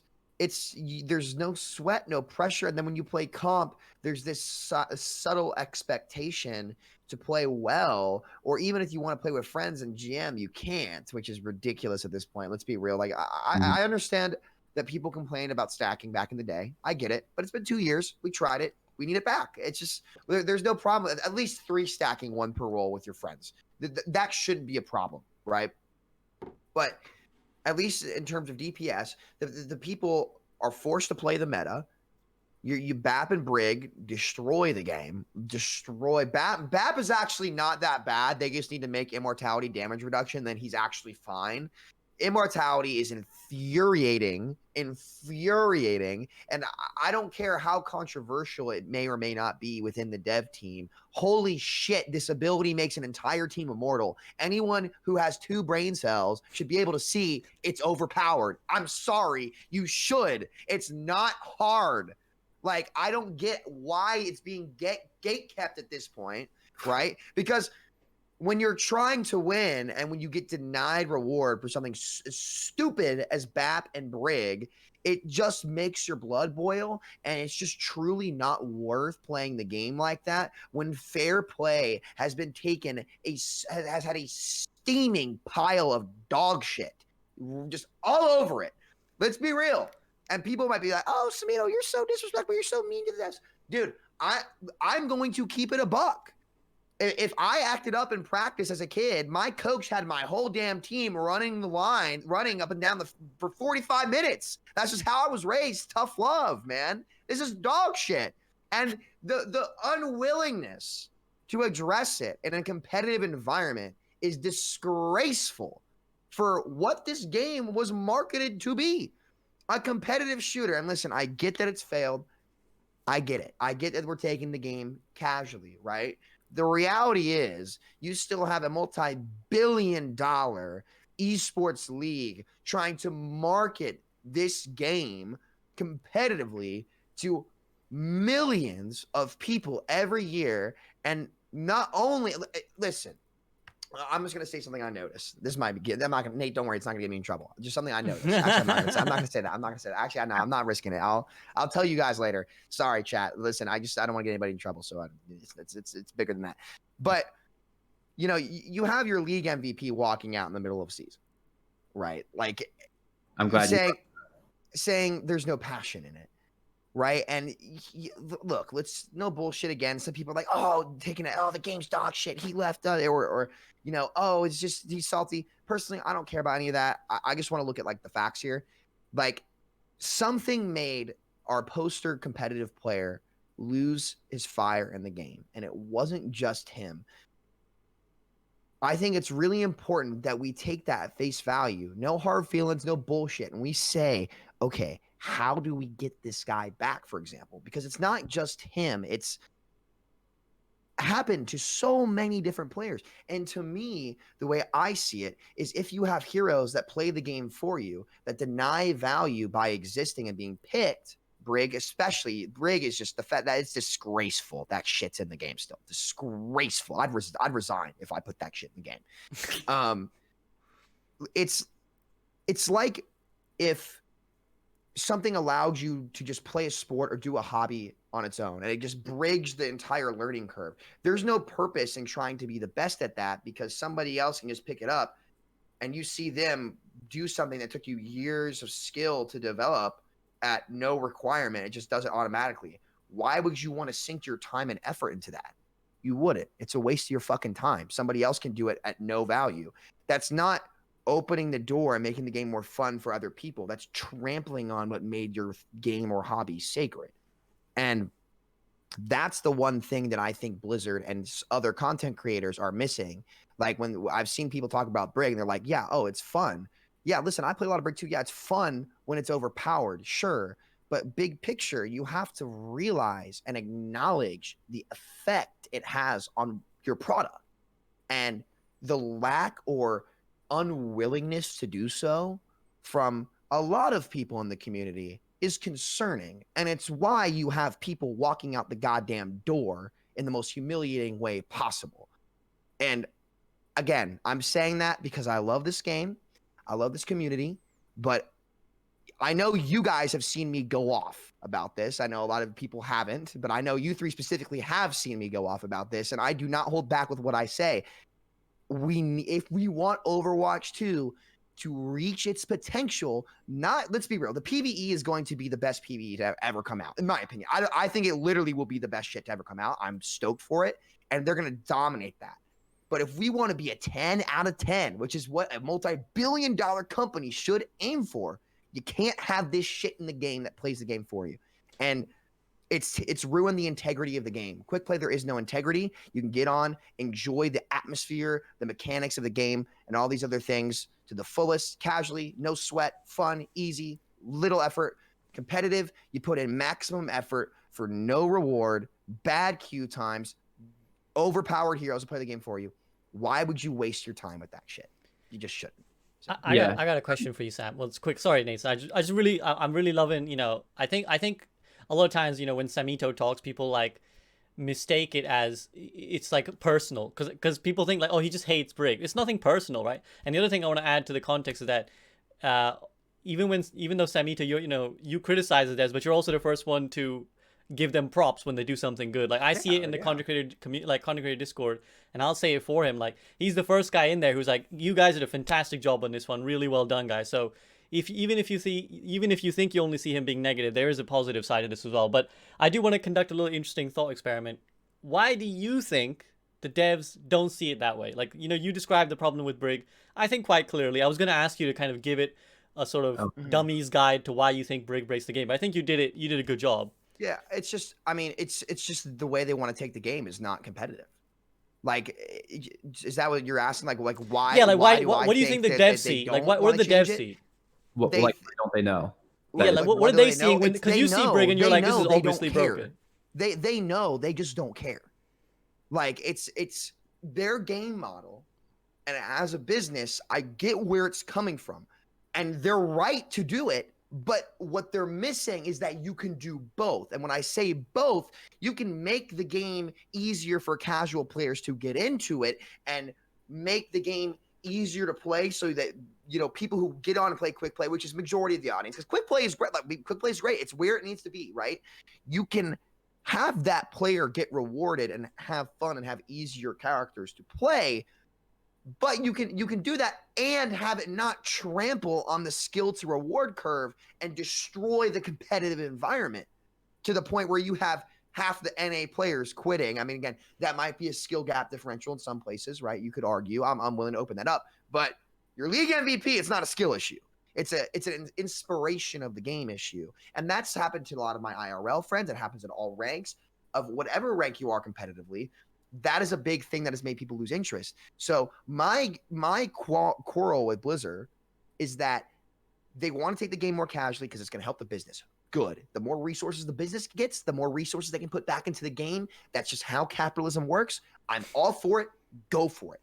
But don't trample on what makes the learning curve of the game, the skill to the reward curve to the game, what makes the game fun to play competitively. Do not trample on that in the process, because you can make both 10 out of 10. And that's what we should aim for as the best game in FPS history to ever come out. The first one in 15 years to win Game of the Year. We should be aiming for the top, not to be a tier 2 esport, which is kind of where, Overwatch League isn't tier 2. I think that's what Monty said. Freedo, did you see Monty on Nate? Did you see Monty on Dustin Bowerman show where he kind of is like, it's Overwatch League is kind of at like a tier 2 spot right now in terms of just where it's at in the world, and it's high tier 2. But why settle? We have the best production team on the planet, dude. The Overwatch League production is top tier. Those guys are so talented.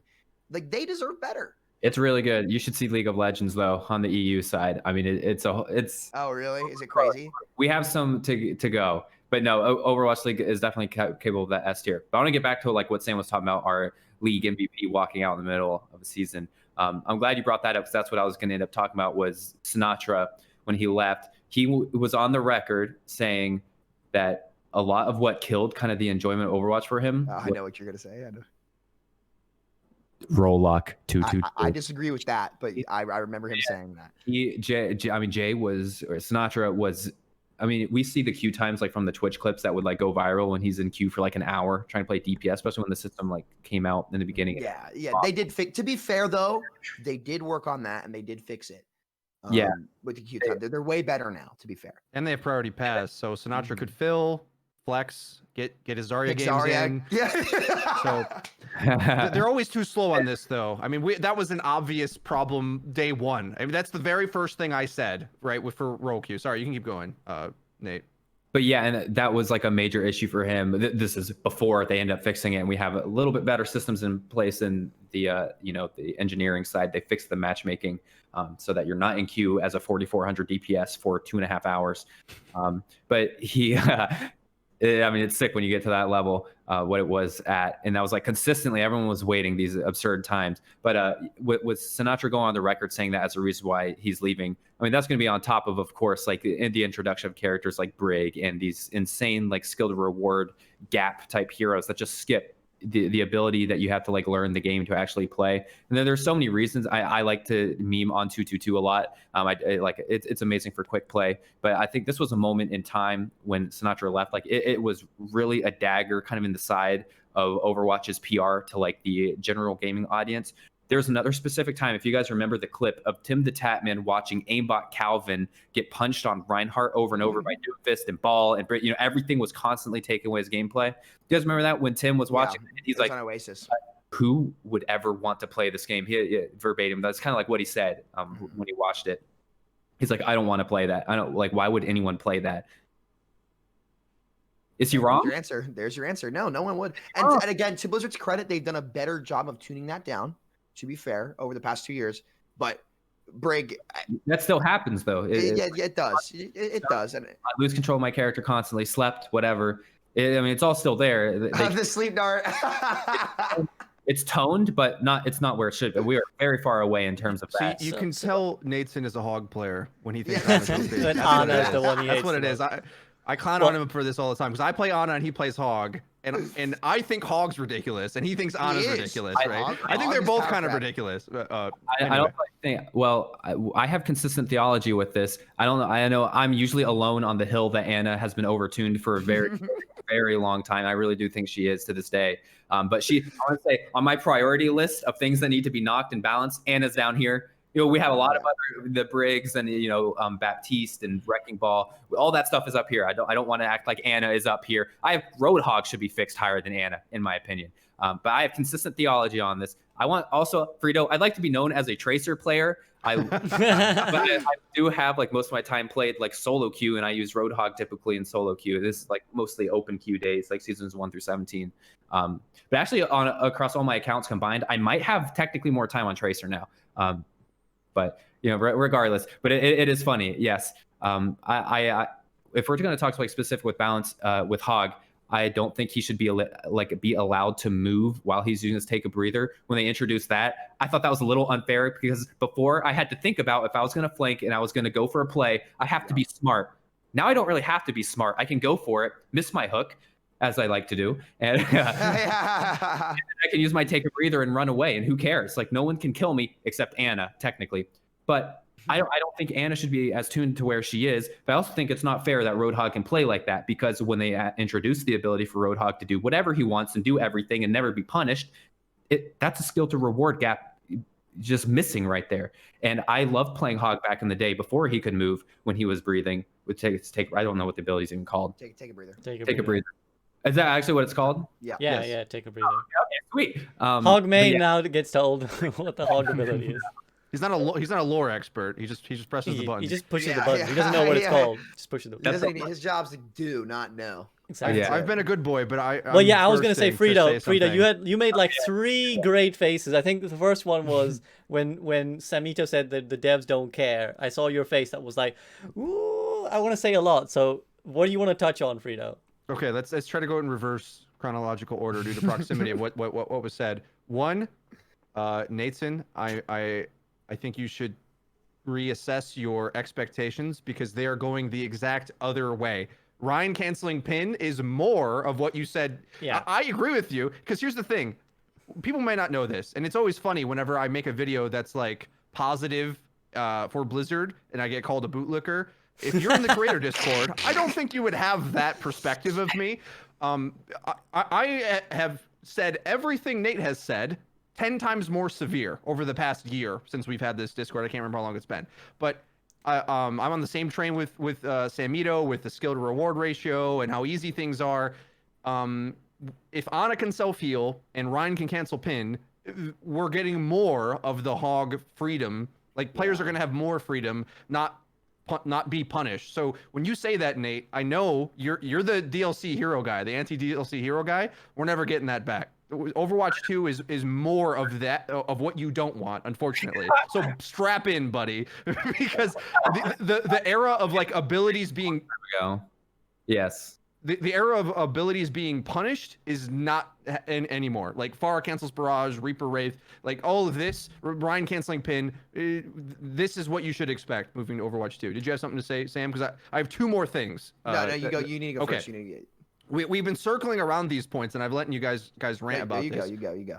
There's a quick play and Brig. Okay, so one thing that I always try to combat Sam with about Brig is that, and I think we've come to this through our dialogue, is that the problem with Sam's opinion on Brig is that when people hear it, they know he's a top tier player and has played professionally and is really good and has a big brain for the game and he's too good of a player to be taken credibly for the average players.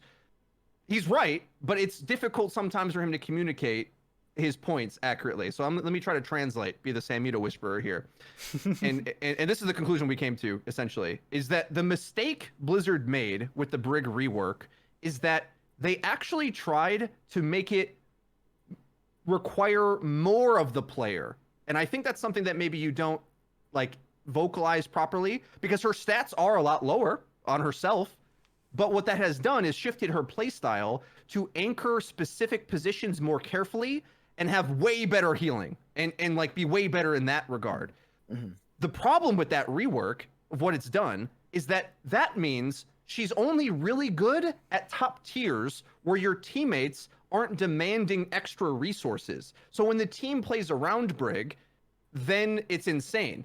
But if you're in 95, I would say probably of players, you probably should play what is an easier hero for popping off individually, like casting a Discord or hiding in the back as Ana and once in a while tossing a nade that lands something. Like Brig requires it around a GM level of game sense of the game. Like you need to know that much of the game. Now, when he says skill though, okay, that's a different thing, because what we want, especially main support players, is the skill of controlling the battlefield of Lucio, because Lucio played that same role where he's sort of anchoring the team and going back and forth. But he had to go do it. Brig doesn't. You have to the skill cost of that in comparison to Brig is outrageous, but they play the same position. That's what people don't understand. And this is something I've been thinking about more in depth and how to teach this and get people up to speed with this. But like what the mass player base doesn't understand is the different sub roles of competitive Overwatch.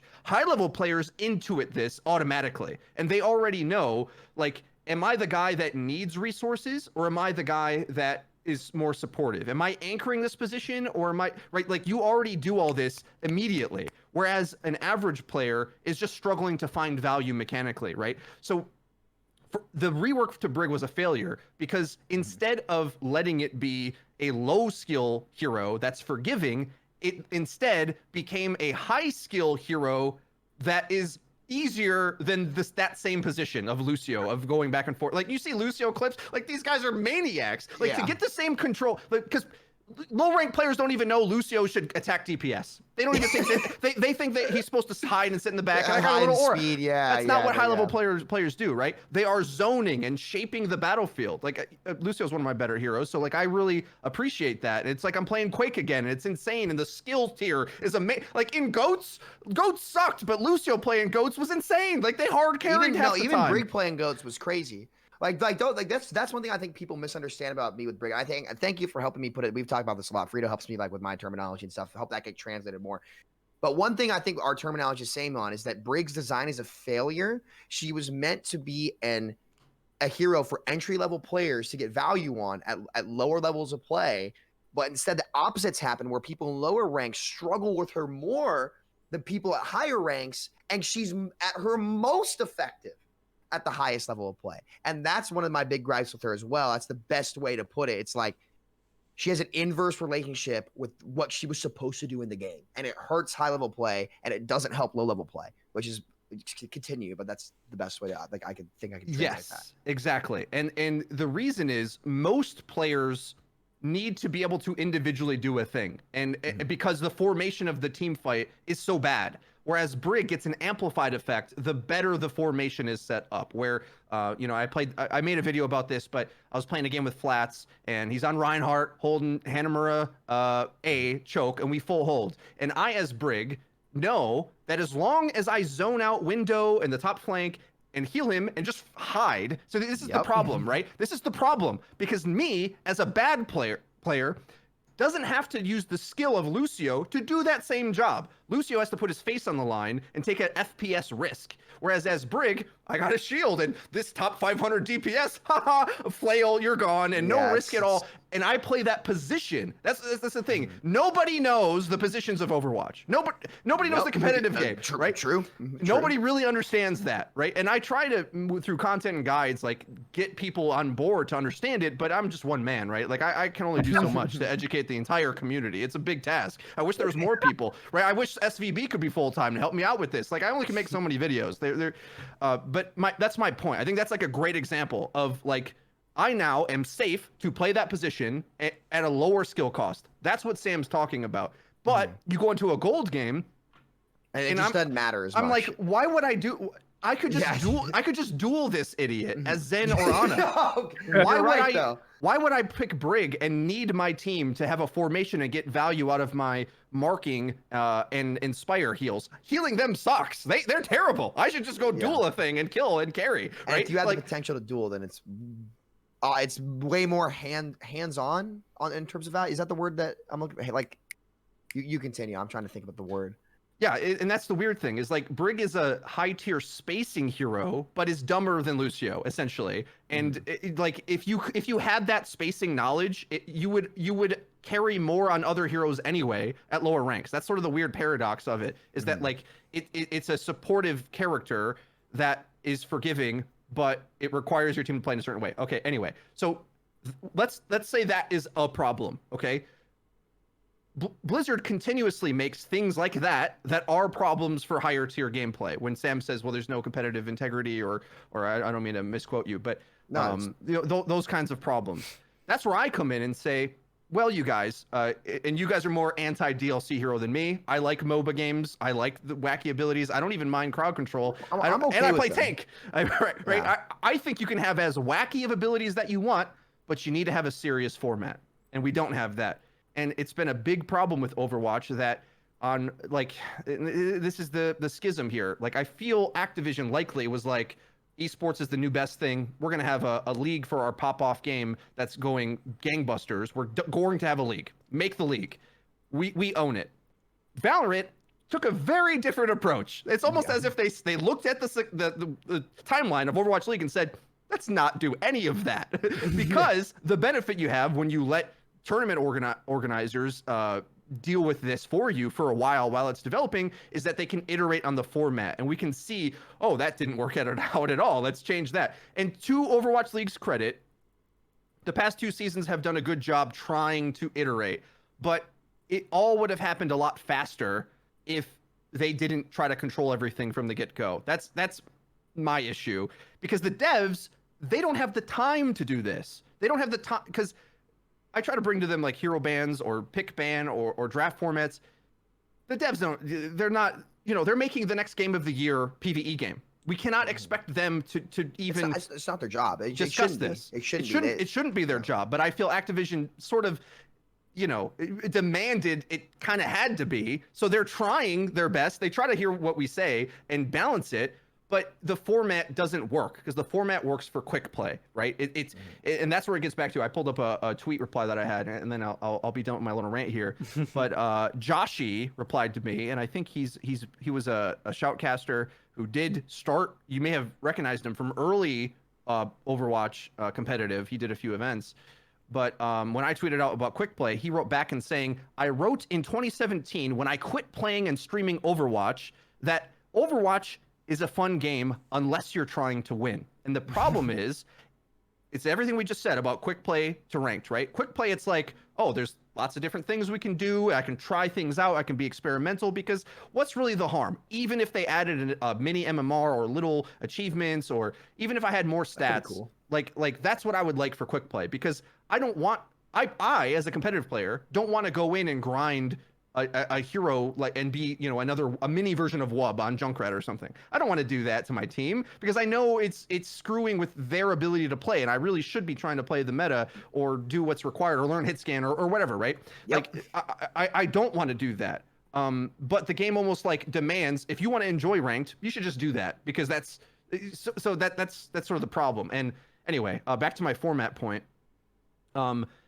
They've tried to catch up to this with like hero pools. It doesn't work for ranked, right? Like if the esport was treated as a separate entity, like all other esports basically have in the past, then we could have had a growing period where we test things out more. But because they needed to go live immediately with a league, the big league, then we got all these metas that suck, frankly. Like it's about playing meta picks, and that robs all of the beauty of the game, which is why I try to advocate for pick ban or draft or whatever, so that we can re-inject that level of magic, I guess, that's in quick play anyway. You want to try to get that diversity there. Otherwise, we're kind of stuck just mirroring whatever's the strongest thing at the time. Because if you don't have that thing, and I think the devs might miss this communication a bit, because if they experience the game on one hand in its magical form too much, and they don't know what it's like to be, I feel like I'm good for this, because I'm not very skilled, but I have peaked into the top ranks.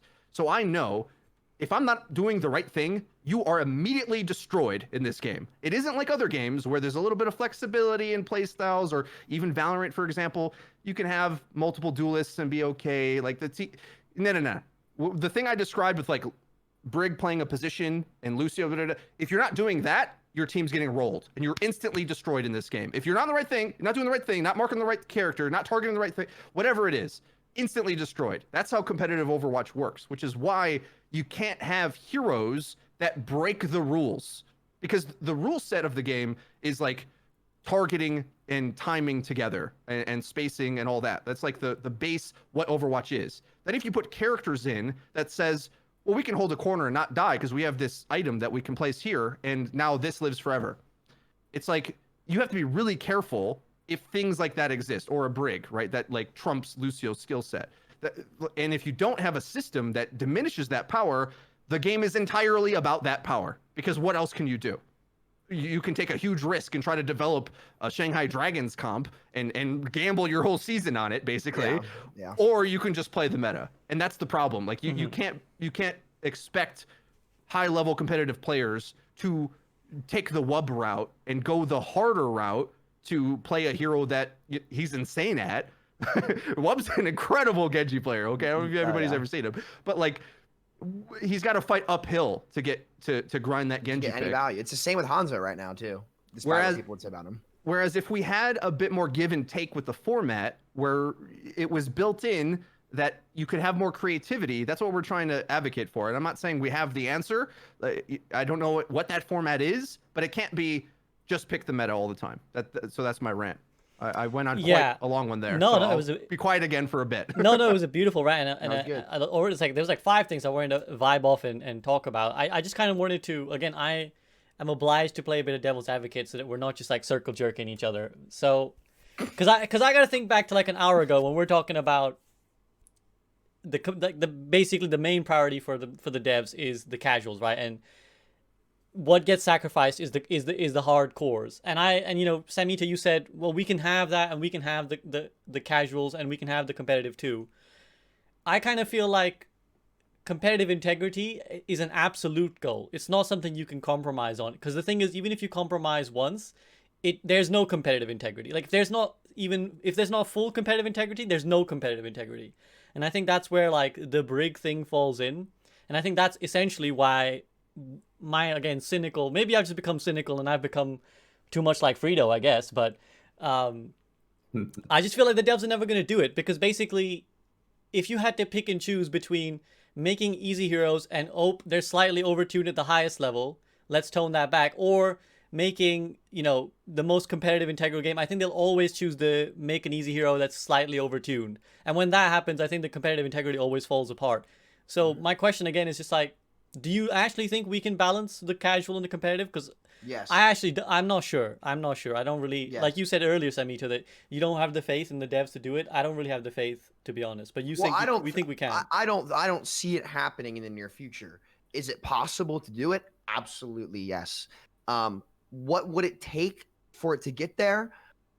Honestly, I don't know.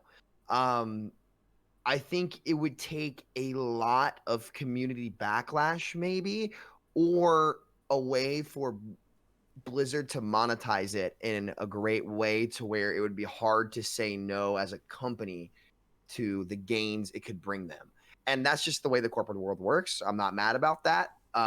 It just, you know, again, I try to say it like it. Like, I know I get riled up when I talk about Brig, but like it just is what it is. Like that's kind of my POV. If it's going to be in the game, I'll deal with it. I dealt with playing her professionally. Like people see me as the biggest Brig hater, yet I've had to play her at the highest level of play, or the second highest level of play technically. But it's doable. Look at the game in October, right? Where we were so close. I would say there was great competitive integrity in October. Like the competitive integrity can be flipped like a switch by how the game functions in terms of hero balance and fair play. Like the reality is, I think if Blizzard learns that, or not learns, accepts the mindset of it wouldn't hurt the casual player base if the heroes have a significant, maybe not a significant, but a clear drop off in their value compared to the harder heroes to play at the highest level of play. And we have some way for it, because it really could be formatting too. There's no real way to show if competitive does better and can help make the company have better active users and more revenue. Because of the lack of format, you just queue up ranked, and there's no incentive for Blizzard to continue to cater towards that at that point because there's no way for them to monetize it or show it off, right? So I think when that happens, that actually I think will be the biggest thing to making that happen, to where the company can directly receive more benefits back from their community than the casual audience, or just anything that's like justifies it, right? When that happens, that's when the change will happen. But yeah, no, it's doable. Do I see them wanting to do it in the near future? Not until Overwatch 2. Nateson, how do you feel about that conundrum? We're talking strictly balance for casual versus competitive, right? Yeah, basically, is it possible to have like this casual friendly game and have it be competitively integral? Yeah, and I think, I mean, you asked me the competitive player. I feel you balance for the top and let the rest of the low elos figure it out, because I mean, They wouldn't notice anyway. They have no clue what's happening, and it already doesn't matter. So whatever's broken to us at the top doesn't really matter at the bottom or the middle, because everything works. I mean, any like master or grandmaster player can go play in platinum and gold. No matter what hero you're going to play, you're going to stomp the lobby, and it's what it is. This is where I think manual bans really help out. I feel like I'm sort of be like a broken record with this, but ever since SVB, really the tournament that you put on and you and Freedo casted, I've been a huge fan of manual bans. I mean, it's unbelievable the amount of gameplay change you can make. Will Blizzard make the perfect balance for the casual and for the competitive? Like, no, SVB, I agree with you. No, I don't think they can. But with manual bans, we can take care of problems we think or we can take care of the heroes that we think are problems at GM, and then the silvers can take care of Bastion and Reaper and Pharah, where at GM, we don't care about those heroes. They're, just the way they're made. You're not really going to see them often or really struggle with it. And that's where I find more of the beauty and the balance. So let the players get to choose more. I know Freedo's more for a draft system on that note. But yeah, but my full philosophy on that is probably more balance for the top. But I'm a competitive player, so that's just my perspective, and that's just such a tiny percent, because like Sam said, something actually true, like that they don't really notice at the bottom. They don't really know. And that's no flame, by the way, either. Like people call that elitist to be said, and it's really not. Like there's no personal things about that. There's no ego in that. It's just like, look, I go watch my roommate play in silver on DPS, dude. And he asked me to tell him what to do better. And so I do. And I'm like, listen, like I'm watching these kids run around the map without a care in the world. Good for them. That's awesome. Like there's absolutely nothing wrong with being low ranked in Overwatch. But at the same time, we got to keep it real. The the margin for error on the heroes is so high down there that there's almost no way to directly apply game balance to it and have it be maintain learning curves. You just can't. It won't happen, right? It's like trying to balance heroes to be equally as good in every rank. Like Widowmaker is going to be way better in GM than she's gonna be in silver. That's not a coin flip up in the air about what's gonna happen. Like if I put a silver player on Widow compared to a GM. I'm glad you said that, Sam. And unfortunately, I think they do try to do that. That's what frustrates me. And perhaps it's implicit in what you guys said, but I think when we say top-down balance, maybe something that wasn't vocalized specifically is that we should allow some heroes to just be low-tier picks. Yes, like that's what Brig should be. That's the whole. The game would be literally. Like, doesn't seem like they want to do that. Exactly, that's the problem. They want to give players the option to jump the learning curve because they think it will attract more users and make them stay more. But the reality is what that actually does, because people want to stay for the Overwatch atmosphere. They'll stick for the ambiance of the game, which is the best in the world. Always has been. Look at what they're going to do with Overwatch 2. And when Overwatch 2 comes out, they won't need to do that anymore, by the way. I think that's what the PvE can cover. That's why I think it's even more so possible that we regain competitive integrity in Overwatch 2, because they won't need people to stay entranced with learning curves in quick play to keep playing Overwatch and buying loot boxes. PvE can do all of that for us. So finally, we can start catering multiplayer to a much more fair skill to reward system. But again, like, if Brig was a low-tier pick, as she should be, because she requires less, right? The game would be good because you get up to high-level play, and that's when you need to make the mechanical plays of Lucio or, you know, Ana. You name it, the harder heroes to play get more value, and all of a sudden, the game's fair again. It's very fixable. It's really just like 1, 2, 3 heroes that you tweak, and the game's great. Yeah, I mean, no, go ahead, Nateson. I feel like it's almost like sickening. You can take a hero like Moira and get as much value in GM with her as you can in like silver and gold. I mean, like these characters that are 1-star, just so insanely. I mean, I know it sucks to say it, but Mercy's kind of like that as well. I mean, it's crazy how little input in all directions, game sense and mechanics you can put into these characters and still get the performance out of like a 3-star character and take that into GM. And like a lot of these times, these 1-star characters are giving more value than 3-star counterparts, whatever that would look like. And I really, really hate the fact that the game works like that. So yeah, I would love 1-star heroes to be more like very platinum-esque type characters, where like if you're gonna go platinum, they can keep working diamond. But when you're like master, grandmaster, you really need to know more about the game to like keep up. Not just hero is so insanely easy, and you don't have a lot of input. This gets into more like what defines roles and like the amount of passiveness or activeness that goes into like the way we play the game currently, where like support is rather passive for a lot of the characters. I know that might be a little spicy, but I mean, there's a reason why the profiles you see are Mercy, Brig, Moira. What were you gonna say there, Samito? Sorry. Well, I would say though, Mercy of those three is not. I would not put Mercy in the same boat as Moira and Brig, because of the way she's way worse when Lucio is meta. I think Mercy's easier than Brig. I don't know about that because I think Mercy does less than Brig is the thing. So like it's a relatively equal amount of input, but Mercy's ability to directly apply effects that could change fights is not nearly the same as Brig, if that makes sense. Like to extract value out of Mercy is much tougher, basically. Yes.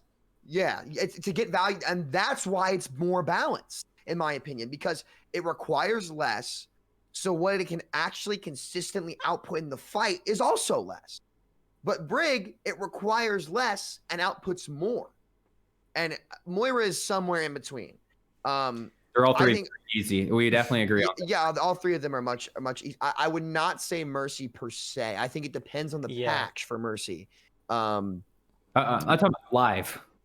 Live, Mercy's definitely easier now than before because Lucio rush comps are being gate kept, and that's where you have like when you're playing poke into rush, and rush is generally on equal footing, your positioning, map, and all like your decisions have way more impact for how you can get punished. So in that regard, I agree with you. Right now, Mercy is definitely easier than she's pretty much ever been, and I think it's a problem that a lot of these, specifically supports, are what are defining the meta right now.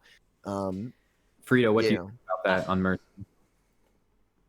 Yes. So Nate has heard my cries about how strong Mercy is for our tier of play and below.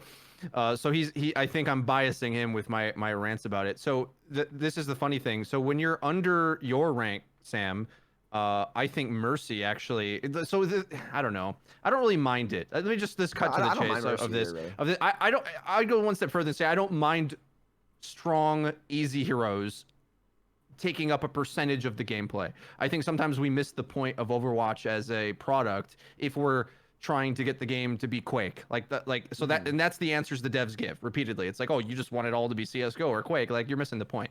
I think we just have to respect that there needs to be like limiting factors to how many of these things happen at once. And unfortunately, it's like I'm trying to devil's advocate a bit because obviously I do agree with a lot of the foundation of what you guys have said, but I think the way the devs might see it is that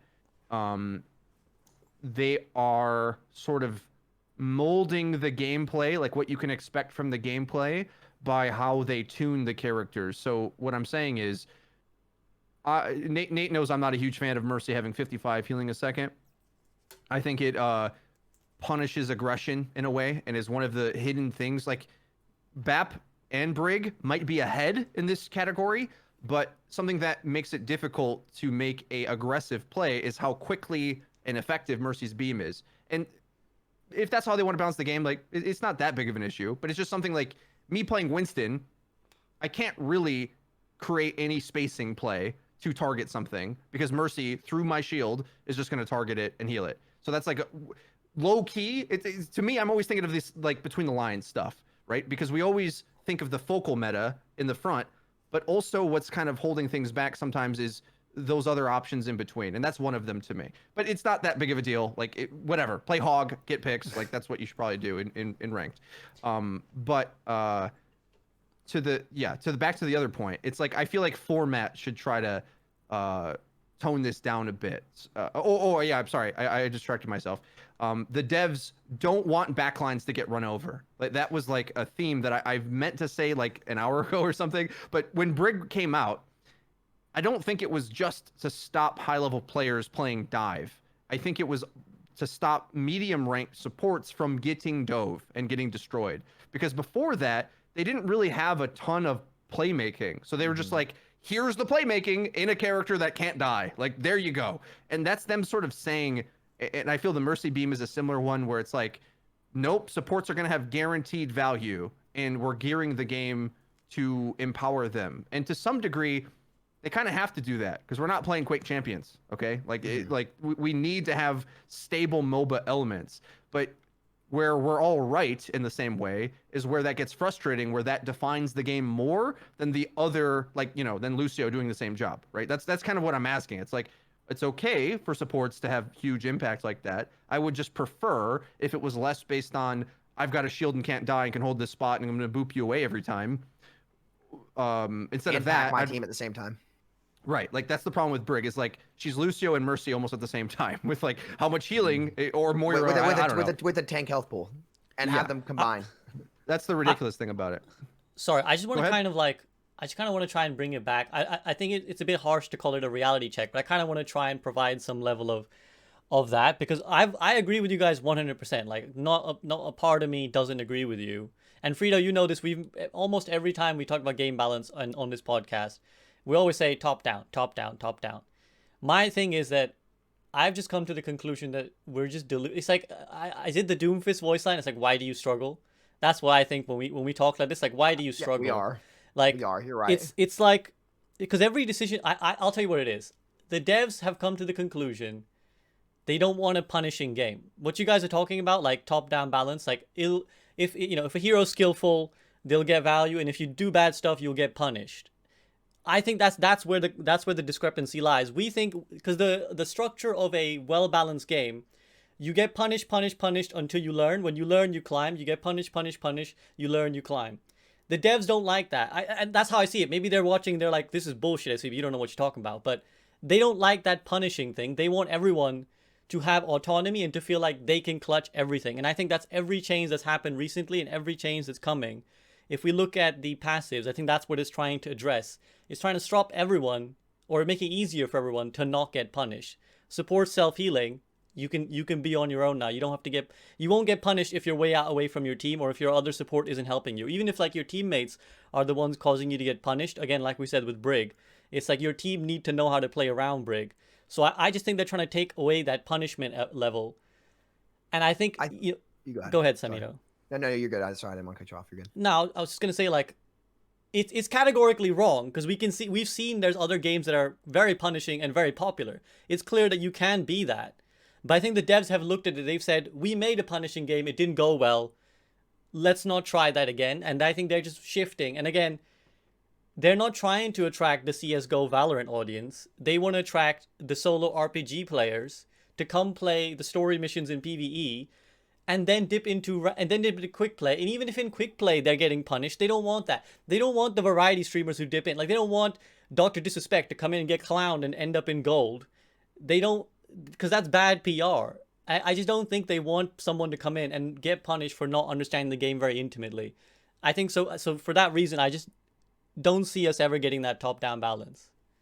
Well, I think that you can have a game where it's harder to be punished so long as your win condition is to make plays.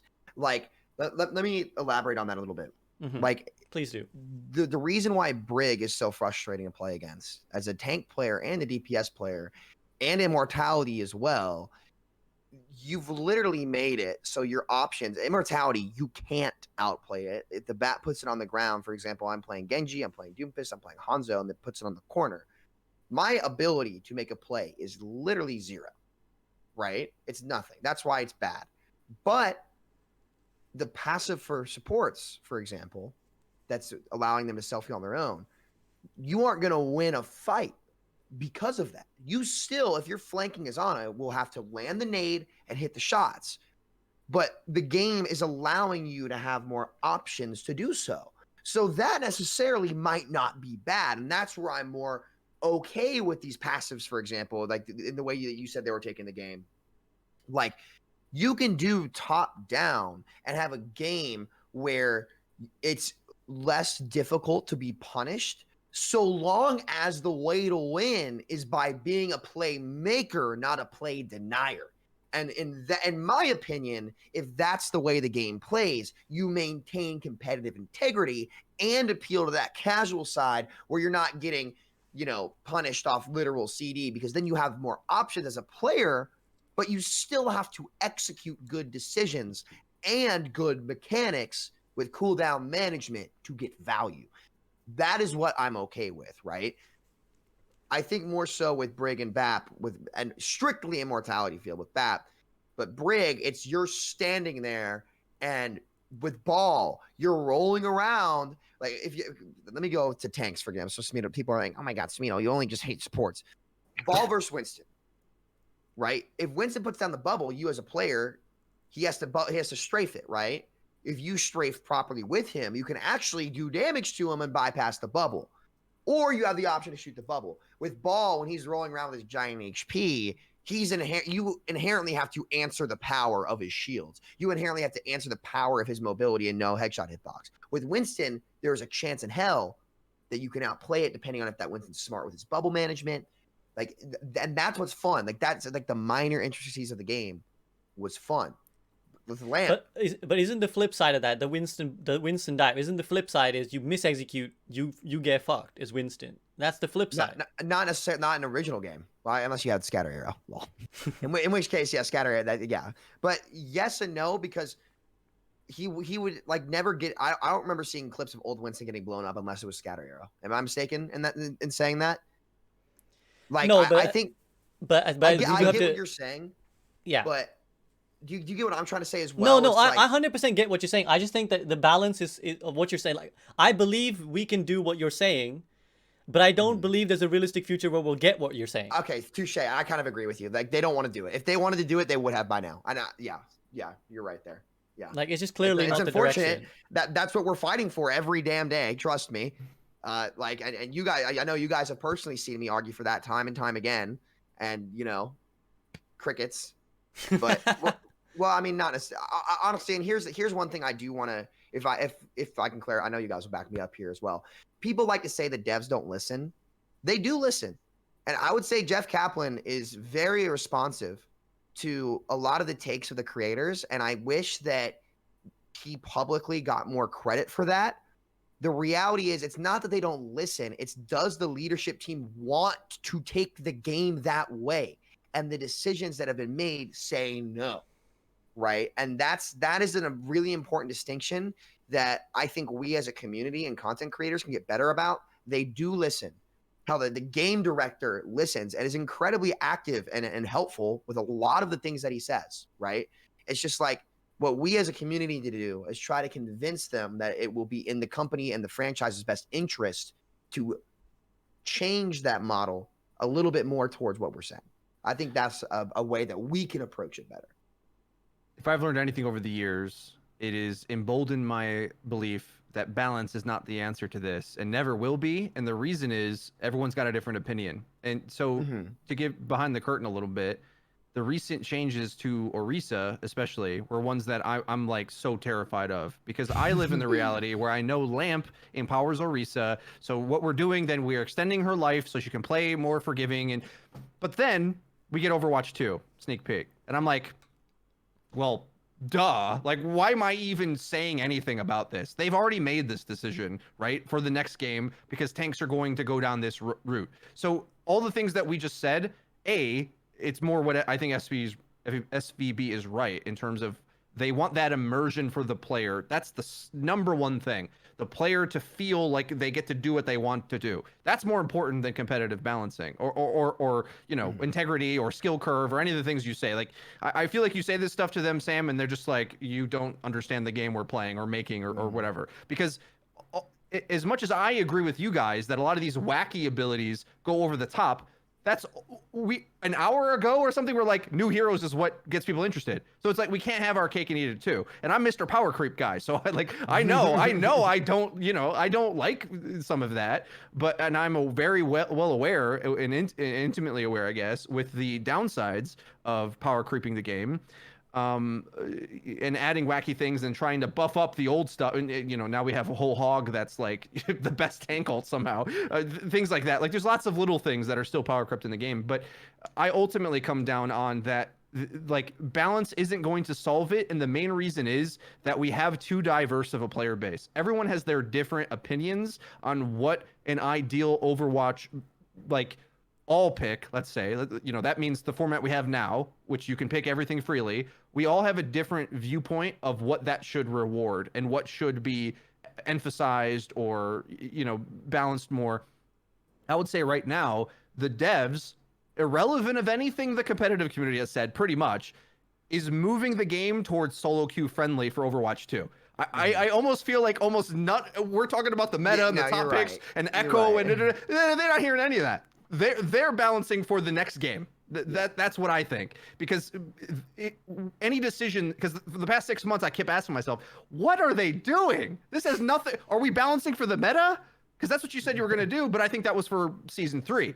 Now it's balancing for Overwatch 2. That's what I think. And in some ways that's going to be a victory, I think, once they get there and everything feels more solo queue friendly. That's a good thing. But back to my other point, which is to say, we can't expect balance to do this for us because we all have different opinions. I spoke to Nate about this. I thought this was a really interesting point and different for everybody.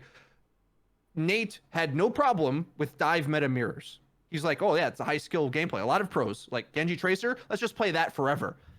But people want diversity. They want a new meta. They want different things. And some players do not want to be a support that is the focal point of the meta. Like, a huge percentage power share of that meta execution was how long your support survived, not what they did, just how long they survived. Yeah. Right, because they're going to die. There was nothing in the game. There wasn't stuns, basically, and because there's no stuns, that means Winston and Matrix was so good back then. And Matrix, the fluidity. There's a lot of things, but there was no button that said no. You cannot do this, right? So because of that, mobility skill was everywhere. And Nate's like, yeah, I'm a Tracer player. I love that.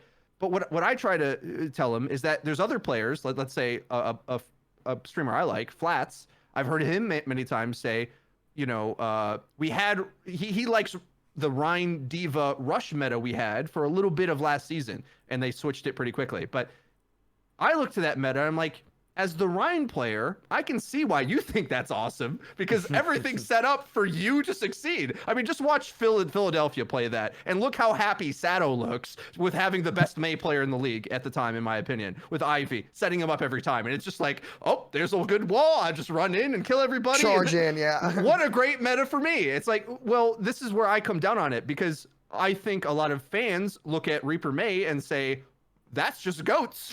I don't want to play goats.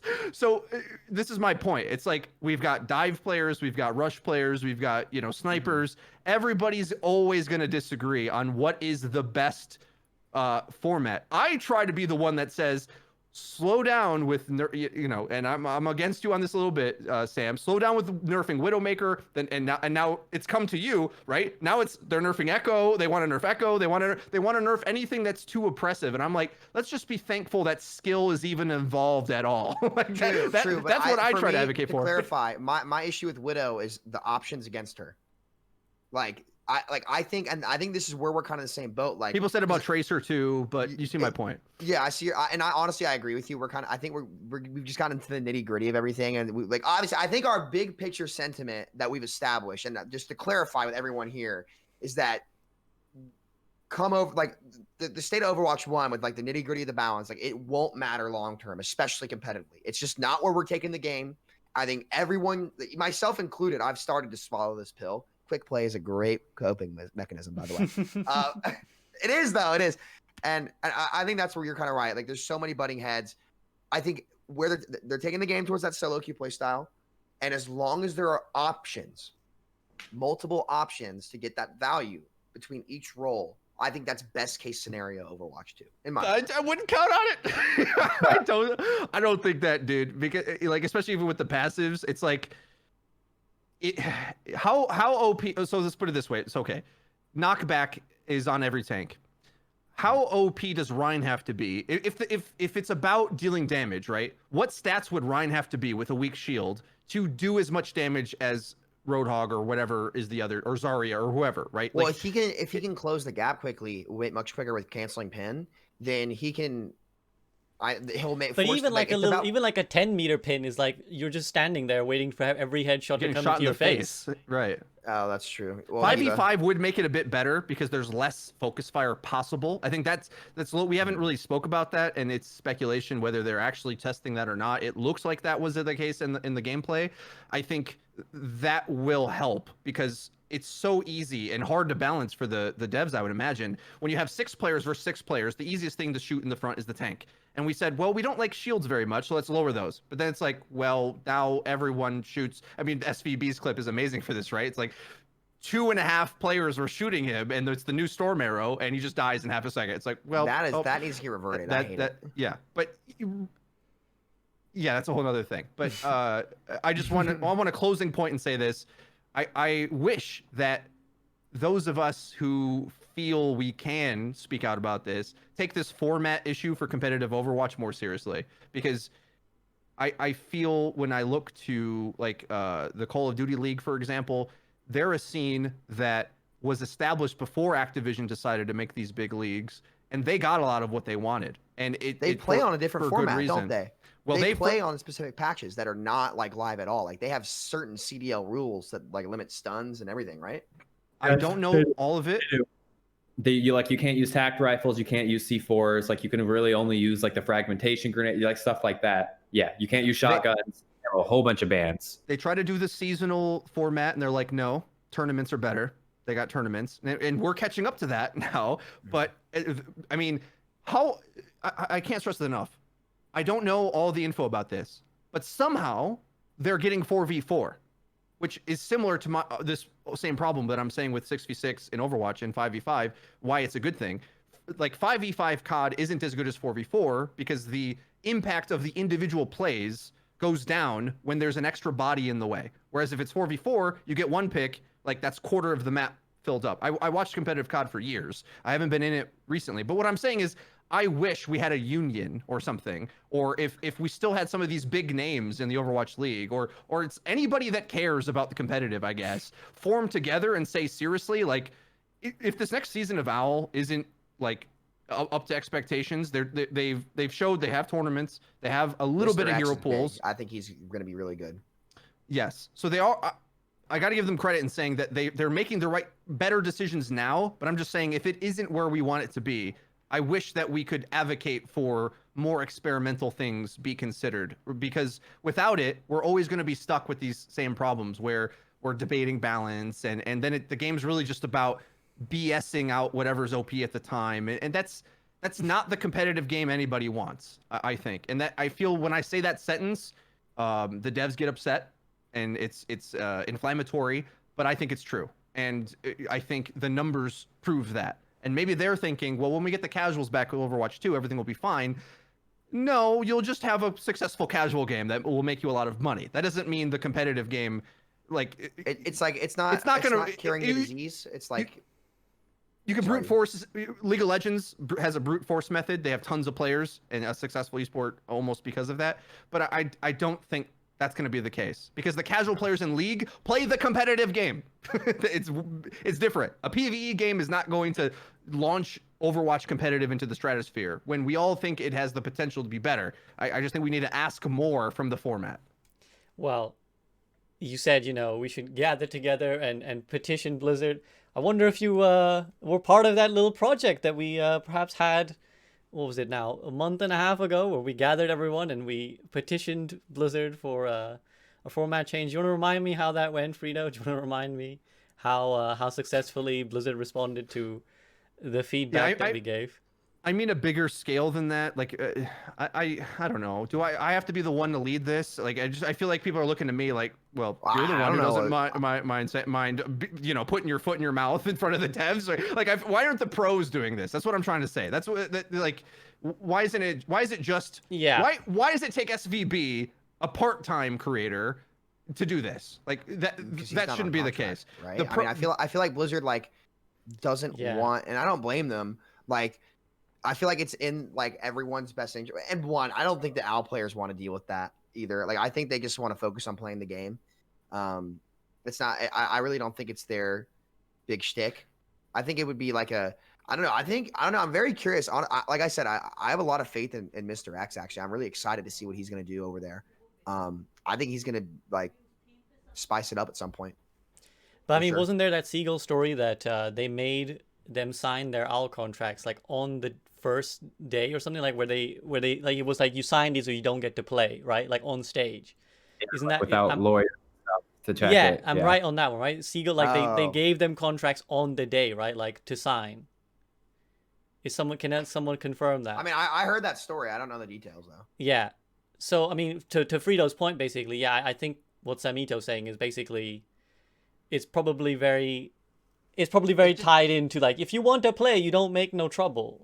Because we've asked for, because people have asked for a union. Well, that's not what I mean. I mean more so like the players themselves just aren't as interested in that.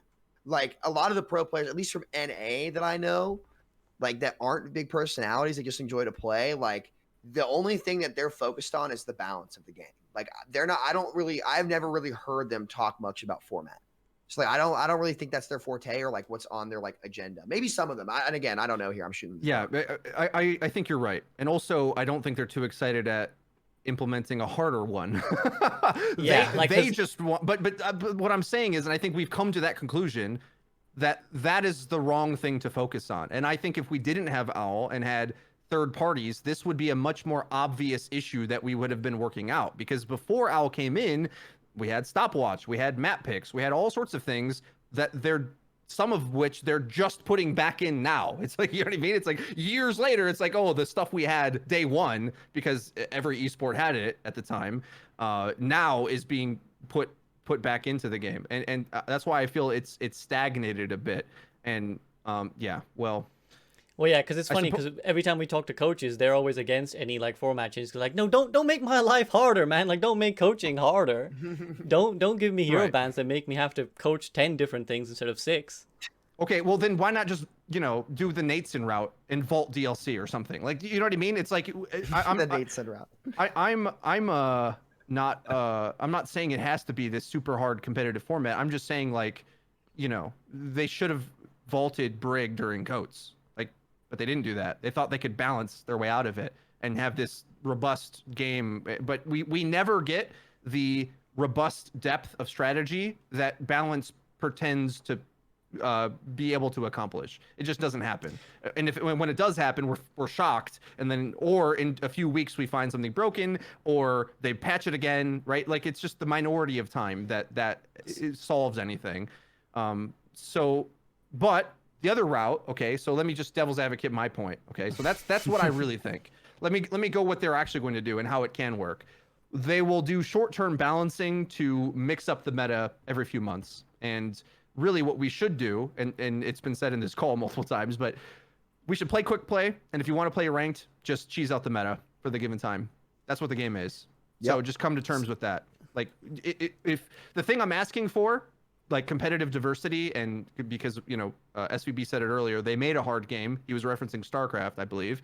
A game like that's like the pinnacle of esports. That's what I wish Overwatch would try to accomplish. They're not trying to accomplish. Well, that's kind of how like it was marketed too. It's like like when Overwatch League first came out too, like the emails that all the top 500 players were getting about like scouting for the league and stuff. Like I would say like, especially like in season 1, like right like from when comp came out, like everyone was talking about Overwatch competitive. It was like it was the biggest thing in gaming, right?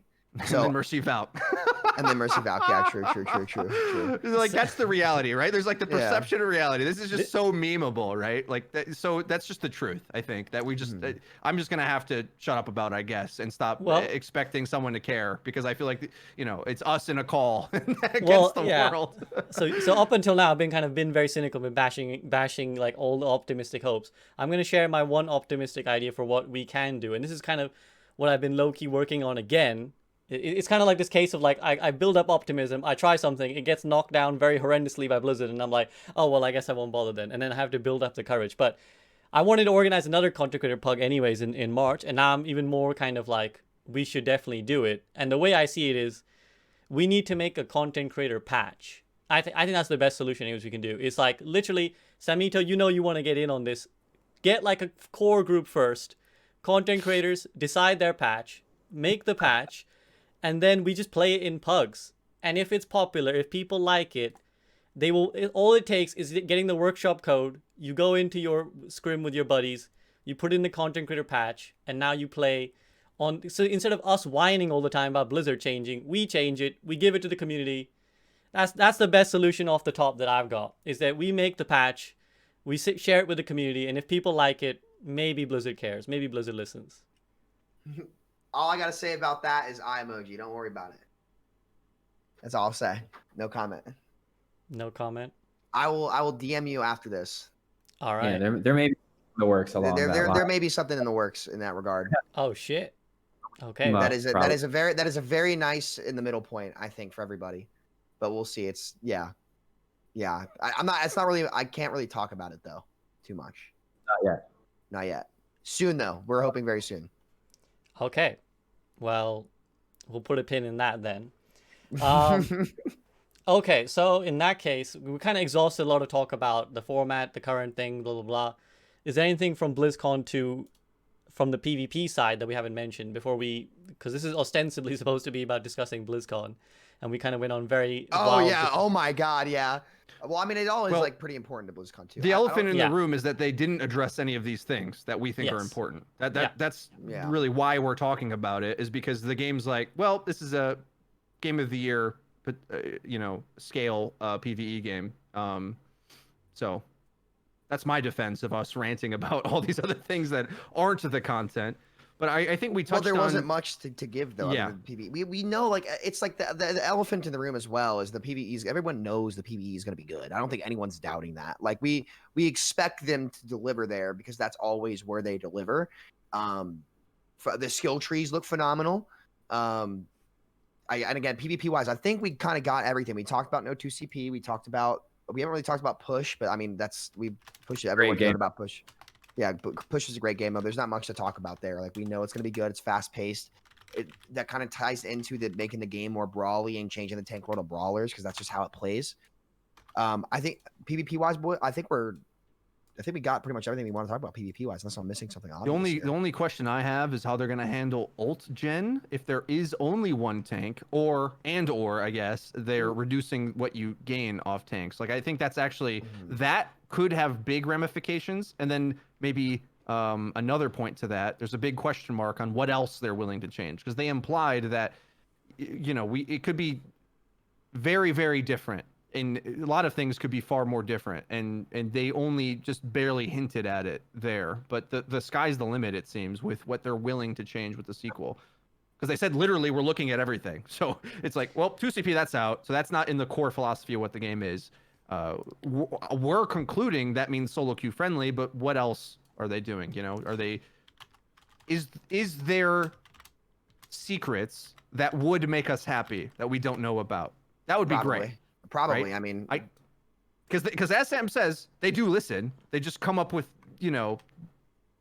weird solutions sometimes. The Blizzard way. The Blizzard way. Yeah, if Blizzard was a doctor and you went in with an earache, you would leave with a cast on your arm. And you're like, well, wait a second. It's kind of like I don't know if this translates to America, but in the UK there's a meme that it's like if you go to the school doctor, the school nurse, she just give you a Strepsil for whatever your illness is, whether you're fever, headache. I feel like that's Blizzard. It's like, I got a headache. Here's a Strepsil. Like that'll do it. Here's some liquor. It solves every problem. I do have one question, actually. I do have one question, because at a certain point we mentioned, I think Freedo, this is a rant, Freedo, I know you've wanted to go on for a while, is that nobody really knows how to play the game. That's a sentence that, like, it sounds very hyperbolic. Like, large sections of the rank system, in my opinion, don't feel right. Like, sometimes you get into a game and, like, you watch, like, Diamond, Master, and you're like, this cannot be the top 10% of the player base. This, like, just cannot be. Like, the level that's being played is just cannot. Like, I've seen so many, I see as many games as any other guy. Like, because I VOD with people all the time. Sometimes, like, plat is indistinguishable from, like, silver. Sometimes, like, a master game, and you're like, Jesus fuck, please tell me these guys aren't the top 3% of the player base. Do you guys think that the matchmaking, like, the ladder system is, like, something is fundamentally wrong? Or do you think it's because of the game balance that it manifests itself that way, or the game format that it manifests that way? Because I'm starting more and more to feel like it's just like something's going wildly wrong here. Because to finish my point, again, I keep going back to StarCraft 2. The bingo card is hit.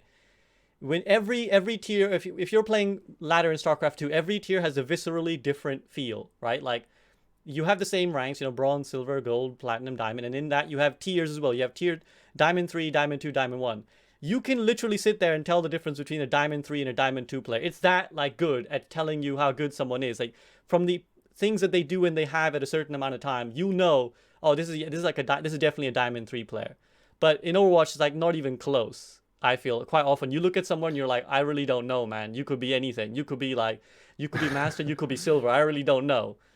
Do you guys feel like there's something fundamentally wrong, or am I just kind of overreacting? Yeah. Before Freedo goes, I think Freedo will smash this question out of the park. I actually have to go. Oh shit! So no worries, man. Your scene here. If I should, like, leave Discord as it is, or if I close out, it, like, moves everyone. It will move everyone, but give me a minute. Just do it. Chat will deal with while we readjust and everyone's faces go everywhere. But okay, cool. Thank you guys for having me so much. Nah, man, it was a pleasure. Thank you so much, guys. Bye. Check out Nateson's stuff. !! Nateson brings up all of his socials, so check him out, guys. Bye, guys. Nateson is my private ranked booster. Wait, where did my video go? What the heck? Yeah, because obviously the Discord is based on the yeah. He's got to redraw based on the screen regions. Discord doesn't allow screen capture, so I have to do it display capture. So now I'm going to readjust everything. Oh, no, sorry. On my end, on my Discord. Oh, it went on yours as well? Yeah. All right, but yeah, go ahead, Freedo. You have a response. Yeah, there's so much I want to say. So there's two things. One, I'm going to nitpick you a little bit, and the other one is answering your question. So the broader one, I do agree with, that the rank system produces very wacky results. I think I can, though, distinguish the ranks a little bit more clearer, but the downside is it doesn't meet my expectations. So maybe I'm like in between you. Like, I think I can give a really quick explanation of each rank in like a sentence, which is bronze and silver is pure mechanical problems and maybe knowledge of interactions. You see, like, I think at one point, Dr. Disrespect was in silver, and you could see he didn't understand as McCree, he had a space away from Hog. Like, he just didn't get it. He thought, like, he could roam around wherever. Like, they don't have a sense of spacing and timing with your team. Gold, they're a little bit better mechanically and with the abilities, but they have no, their positioning is terrible and they die easily. Plat, so then that results for those ranks, that's how those incentives are. That's how you get into plat, and the players mostly play to survive because that's what's required to get out of those lower ranks. But what they really need to learn how to do is make plays and actually go do something. And plat is the one that is like poke at the choke. No one ever tries to move till you have ults, and then ults determine everything. Diamond, and then to get past that, you typically, these are really broad strokes, but typically you get a bit of aggressiveness, and then in diamond, players are too aggressive, like they're trying to clutch too much, and you see really loose play. Up to masters, you're mechanically proficient, and aren't making as many mistakes as diamond. And then there's like a little bit between either, like, to get up to the next tier, you either have to understand the meta a little bit more, or and then it just kind of doesn't matter after that point, to be honest, because that's like top level players anyway. A bit of the downside is that even as high as masters, players can be clueless, and you can watch streams where, whether it's Samito or, I mean, one of my favorite examples is like, we're in a meta all about playing around Orisa Halt, and Samito in his game gets an Orisa that seems to not even know that. But just based on the hero power alone, somehow got to Masters, and then gets in Sam's game where the execution of that ability actually matters. But before that, like, none of the rules of the game actually are important. I should say, rules of the meta matter. Instead, it's like individual player execution of those general themes that I'm talking about, which is why when they end up getting up to like 4K-ish, they may not have any idea how the meta is supposed to function, but have gotten there almost through happenstance by lucking out. I mean, we've seen, like, you know, Symmetra one tricks in double shield, all of a sudden are rank 1, and then that a patch changes and they're all the way down to masters or whatever it is, right? So like, there's a lot of that going on where players ebb and flow, and it gets back to the point of what we said a few hours ago. At this point, is that a big percentage of players enter the rank pool in order to see where they can get on the heroes they like to play. And because of that, then the balancing, this is another reason why I'm so against balancing to solve our problems, that the effect that, so when Owl says we want to change the meta through balancing, instead of a complicated format that makes our coaches mauled, instead of doing that, let's just balance the game. That causes this massive ripple effect through the entire ranked ecosystem that makes it have the effects that you're describing, I think. And very boom or bust with that regard, and no one really ever has to like stabilize and learn the game, so to speak. Everyone's more so floating up and down based on the massive mistakes they're making and their relationship to the meta of their ranks, quote unquote. Let's say, you know, for the sake of argument, each rank is what I said it was. Like, let's say those are the biggest things. It's hard to learn then what the actual, like, I've been thinking about this, and I might reach out to Sam to help me out with this. But like, if we were to describe the 6 actual roles of Overwatch, they aren't tank, support, and damage. You know, they are like, you know, I'd have to find the terminology for it. And sometimes some metas don't even have them. So there might be more than 6 roles. Let's say that's doubling, right? There's 3 roles right now, but maybe in the old school view of it, there's main support, main tank, flex tank. But I think with the different versions of metas we've had, I think new roles have kind of developed. These are, originally when the game came out, I was trying to determine tags for heroes similar to the way that Dota had. This being a necessity kind of went to the wayside since they've shaved down the game and tried to make everything fit in one role. But even still, like, you know, there's different play styles, and it goes back to what I was saying earlier about, like,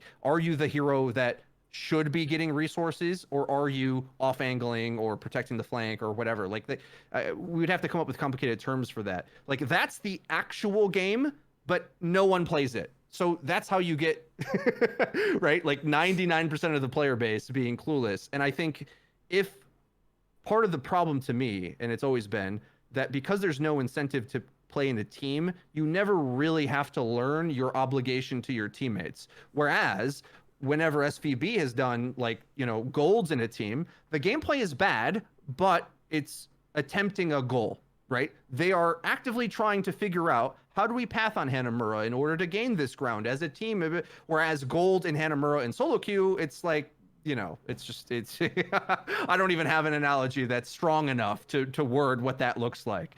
So I said a bunch there. I don't know if I've concluded well enough, but I think I've like opened the door to that conversation of that. This is why I just want tournaments. Like stop. Ranked is quick play plus. Okay, that's what it is. Yeah. I wish it didn't even exist, because I just make the quick play plus part just into quick play and let it be an option I can toggle on or off for my profile to say my Junkrat is X rank, because that's what people play ranked for mainly. And the actual competitive game that has all these different like interconnected problems, which also makes meta more reinforced. The Brig example is the best one, right? It's like, we're going to play around Brig. So that means Brig's holding this spot and everyone's playing around that. We all have the assumption, because we're high level players, we know this. We can't balance the game for players that are playing the game that way and then expect it to somehow work for everyone else. Doesn't make sense. I'm done for now. So my next I mean, Drops the mic. Samito, give me your POV. I think Freedo just summarized it really well, to be honest with you. Like, there's not much else to say there. I'm too damn good. That's what he's saying. Too good at summarizing. No, I mean, I agree with you, man. Like, yeah, you definitely spit in. I just think, like, yeah, it just quite upsets me, really. Like, not in like a I'm crying every day to bed thing, but I'm like, I watch games and it's just like the right things just aren't rewarded, and that's why sometimes I get on this like very larger existential thing where I'm like, the system just isn't fit for purpose, because you know people are always coming to me for like, I did this thing with my team and I still didn't win. Like, what am I doing wrong? And I'm like, well, no, you tried to do it the top 500 way. Because a lot of people watch top 500 streamers and they try to recreate it in their game. And I'm always like, no, don't do that. Like, they're like, you think, play oh, well, for yourself first. This is You why have our to play guides for- get views. Well, yeah. That's your literally, Overwatch motto. Like figuring out how to tell them to not do those things. Like that's my entire business model. When playing Overwatch and the structure of what you need to do, there's a couple things first. First, you need to build yourself up as a player foundationally and figure out how to climb on your own. Your teammates, they're going to be dog shit. You can't change that, right? What you can change is how you approach it. Then once you hit 33 to 3,700, I want to talk about the actual SRs of the game. These are the ranks. As someone who's done enough unranked GMs in my career. Yeah, I know people Smurfito. How dare you, Smurf? It ruins the game. Give me other forms of content to create that people want to watch, and I'll do it. Again, Frito talking about business model. The only reason people do unranked GMs is because people want to watch it. It is the most viewed series, other than I think Hacker Hunts that I've done, but amongst generally the Overwatch content creator ranked player population, unranked GM is your only option for alternative content, and it gets more viewership than most normal content anyway. Of course, they're gonna do it. It gets views, but in terms of like what you see difference of play, in terms of like you have bronze to like silver, which is pretty much normal. Then you have like 20 to like 2K to probably like 2,400, and then 2,400 to 2,700 is where you see a difference in skill play, where like things start to get much more active. Then 2,700 to about 3,200, 32 to 36, 36 to 39, 39 to 4-1, and then 4-2 to 4-4, and then you have out. That's where you see the big jumps in play and your and the difficulty of games compared to SR. And don't even start worrying about team play till you get around that master range, because it just doesn't matter. Like, you can learn how to make your own plays from that point on, and that's what I'd recommend doing. A word I should have brought up, two things. APM. I'm going to come back to saying APM in a second. But what Sam said is completely true, and that's how I've ever made my jumps into that next tier from Masters. Is like trying to get my team Like basically in a nutshell, Shot calling. shot calling the meta that I've learned from better players, basically. So improving my team. Now, unfortunately for me, in the past few seasons, that is less important unless you're on support, which is the only role I feel like I can even hang at that kind of tier where I'm trying to peak, because tank is about fragging now, or not main tank, but tank is about fragging, using OP fragger heroes in the role instead of like positioning the team. So that's, downside for me. But I would say the other constant through the ranks is APM, and this is what gets us a little bit of a problem with the rank system, is that we may want it. Morello, who was a dev for different route. Morello was a dev building Valorant, and he had learned from Overwatch a lot, and distinctly was trying to build Valorant, learning from those lessons of things they've done. We got the opportunity to talk a lot with Morello covering Valorant, and it was really illuminating. But this is something he said on his public live stream, that the reason why he hates ranked modes is that people want both it to be an indicator of accurate matchmaking, but as well show growth and achievement. Those are two different ideas, okay? And this is why Overwatch already sort of solves this a bit, with matchmaking rating being an invisible thing behind the scenes and SR something you gain. And this is something that I've said to the devs, I think they should try to elaborate more on, and something that the Valorant ranked rework has attacked quite severely, where a player that wants to continuously play and earn something, like on a leaderboard, is one thing, but people want the matchmaking to be as fair as possible, which to me as a competitor, I'm like, competition isn't fair. Like that, you're missing the point. It's like think of if the worst team in OWL didn't have to play the Shock. It's like, well, it's not fair at all that they play the Shock. Too bad they're in the league. Fair play more than anything. You want it to be in the same league, obviously. Yeah. You don't want big leagues of difference. But my point is, like, fair play isn't the most important thing. You want it to be in the realm of league of fairness. You don't want someone in the wrong weight class. But what I'm saying is, like, whatever. The truth is that bottom team is still in the same league. So, like, let's say all those players would technically be in the same SR. But the system we have now requires that the SR and matchmaking rating be mostly the same. You see my point? It's like they really shouldn't be much lower. And if they go play, let's say Boston Uprising, okay? Let's say Boston's like 4K rated. They don't really have anywhere bottom to go because they're all are pro players, but the Shock's like 4,500, but they're still in the same league is what I'm saying. And there isn't really a way to glorify that 4,500 player in Overwatch right now. Like, you can get top 500, but no one really takes it seriously. Whereas Valorant has, like, they do more resets with this stuff, and there's more achievement, there's more things to go for, and that's what I want with Overwatch. Now, this also creates a problem with the lower ranks, where, especially when you have weird balancing decisions and things like that, where if you don't properly take the time to improve, then you get wacky results. And a lot of times, because it's balanced for the pros, or they're trying to do it, or it's balanced for Overwatch 2 or whatever it is, they barely balance for the pros, to be honest. But when they do, sometimes, or when they try to, or make a mistake, like the Reaper one's one of the best examples.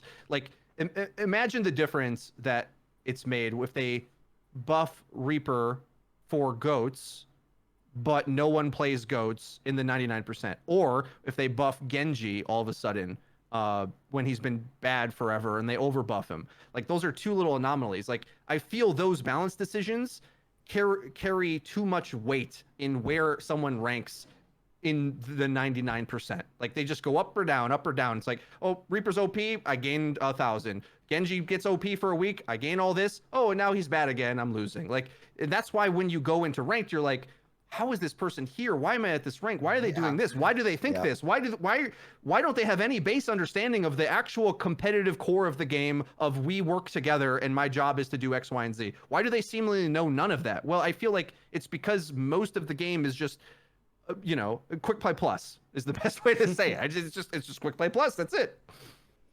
No, not wrong. And again, that's a lot of people have talked about MMR resets as well. And it's like, that doesn't really, like, with how diverse the game is and how you can get rewarded, like, as much as I don't know, I don't see it being a problem solver at this state of the game personally.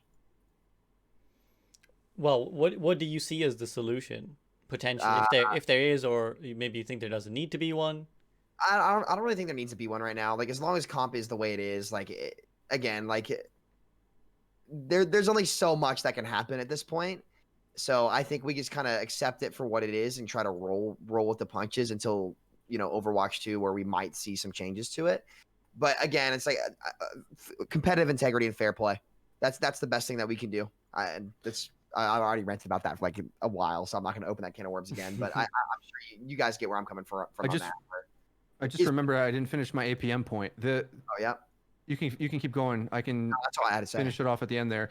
So in effect, the biggest benefit that rank has, or like I guess the number one thing I would say is the easiest way to observe what player's rank is to try to look at the APM of the lobby, not just the player, but the lobby itself. That's a Guess My SR hack for you, because that's usually pretty accurate. Like you can tell the game is being played slower in gold than plat. It's just a step down, and the decisions and the understanding of the macro team play game is all over the place. Like you literally can get masters level players who have like a gold game sense, but they play BAP and he's sick now, and they just play around the lamp and they can aim. Like their APM's high enough to just get that value to a master's level, and they can't be lower, right? That's the thing I try to remind people. It's like, unfortunately, it isn't really about accomplishing things in Overwatch. It's more like, I don't make these mistakes, so I have to win. That like this is the kind of the truth about smurfing. It's like, and Nate said this earlier.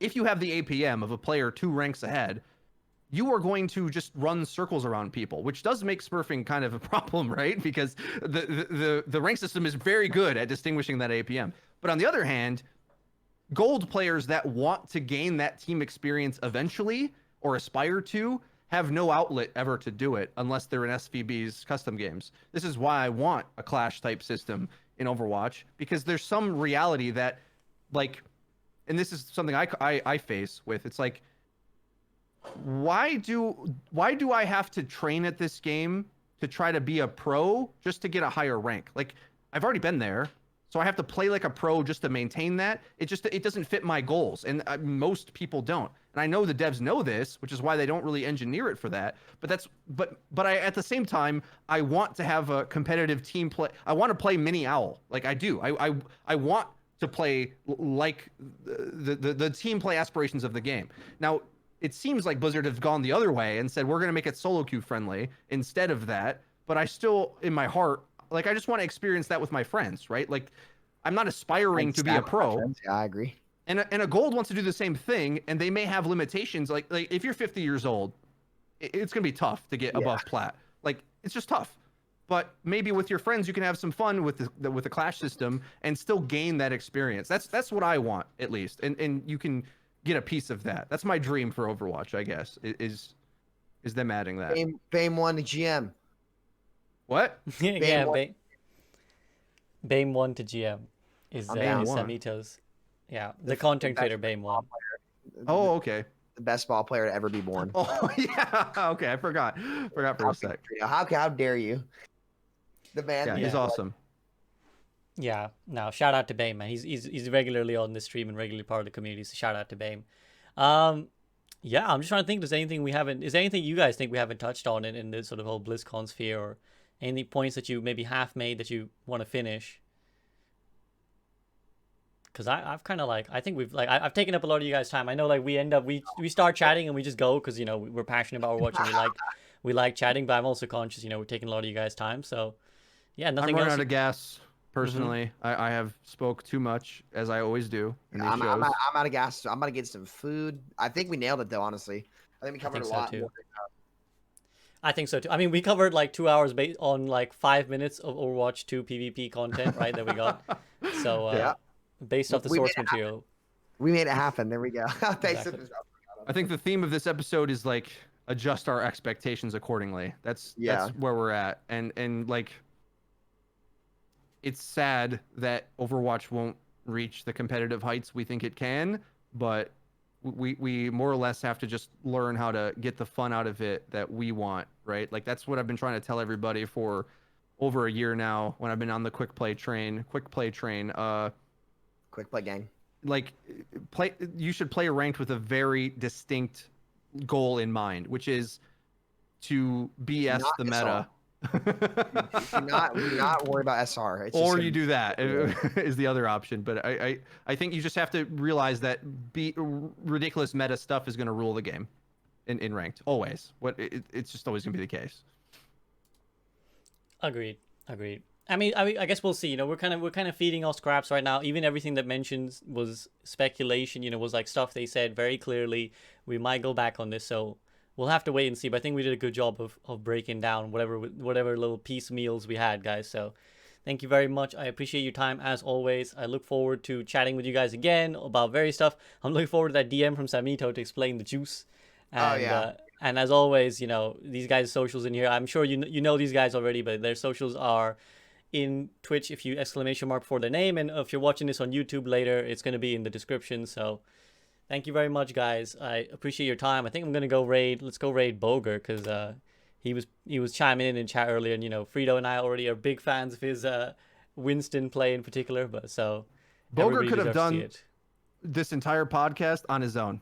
That's the force true. this man is. he could have had this conversation with himself. unstoppable force. He would have summarized it in 2 sentences, I think. Believe in the Boger. All right, guys. Peace out. Thank you very much. We're going to hit the raid button. Enjoy your rest of your evening. And thanks for tuning in.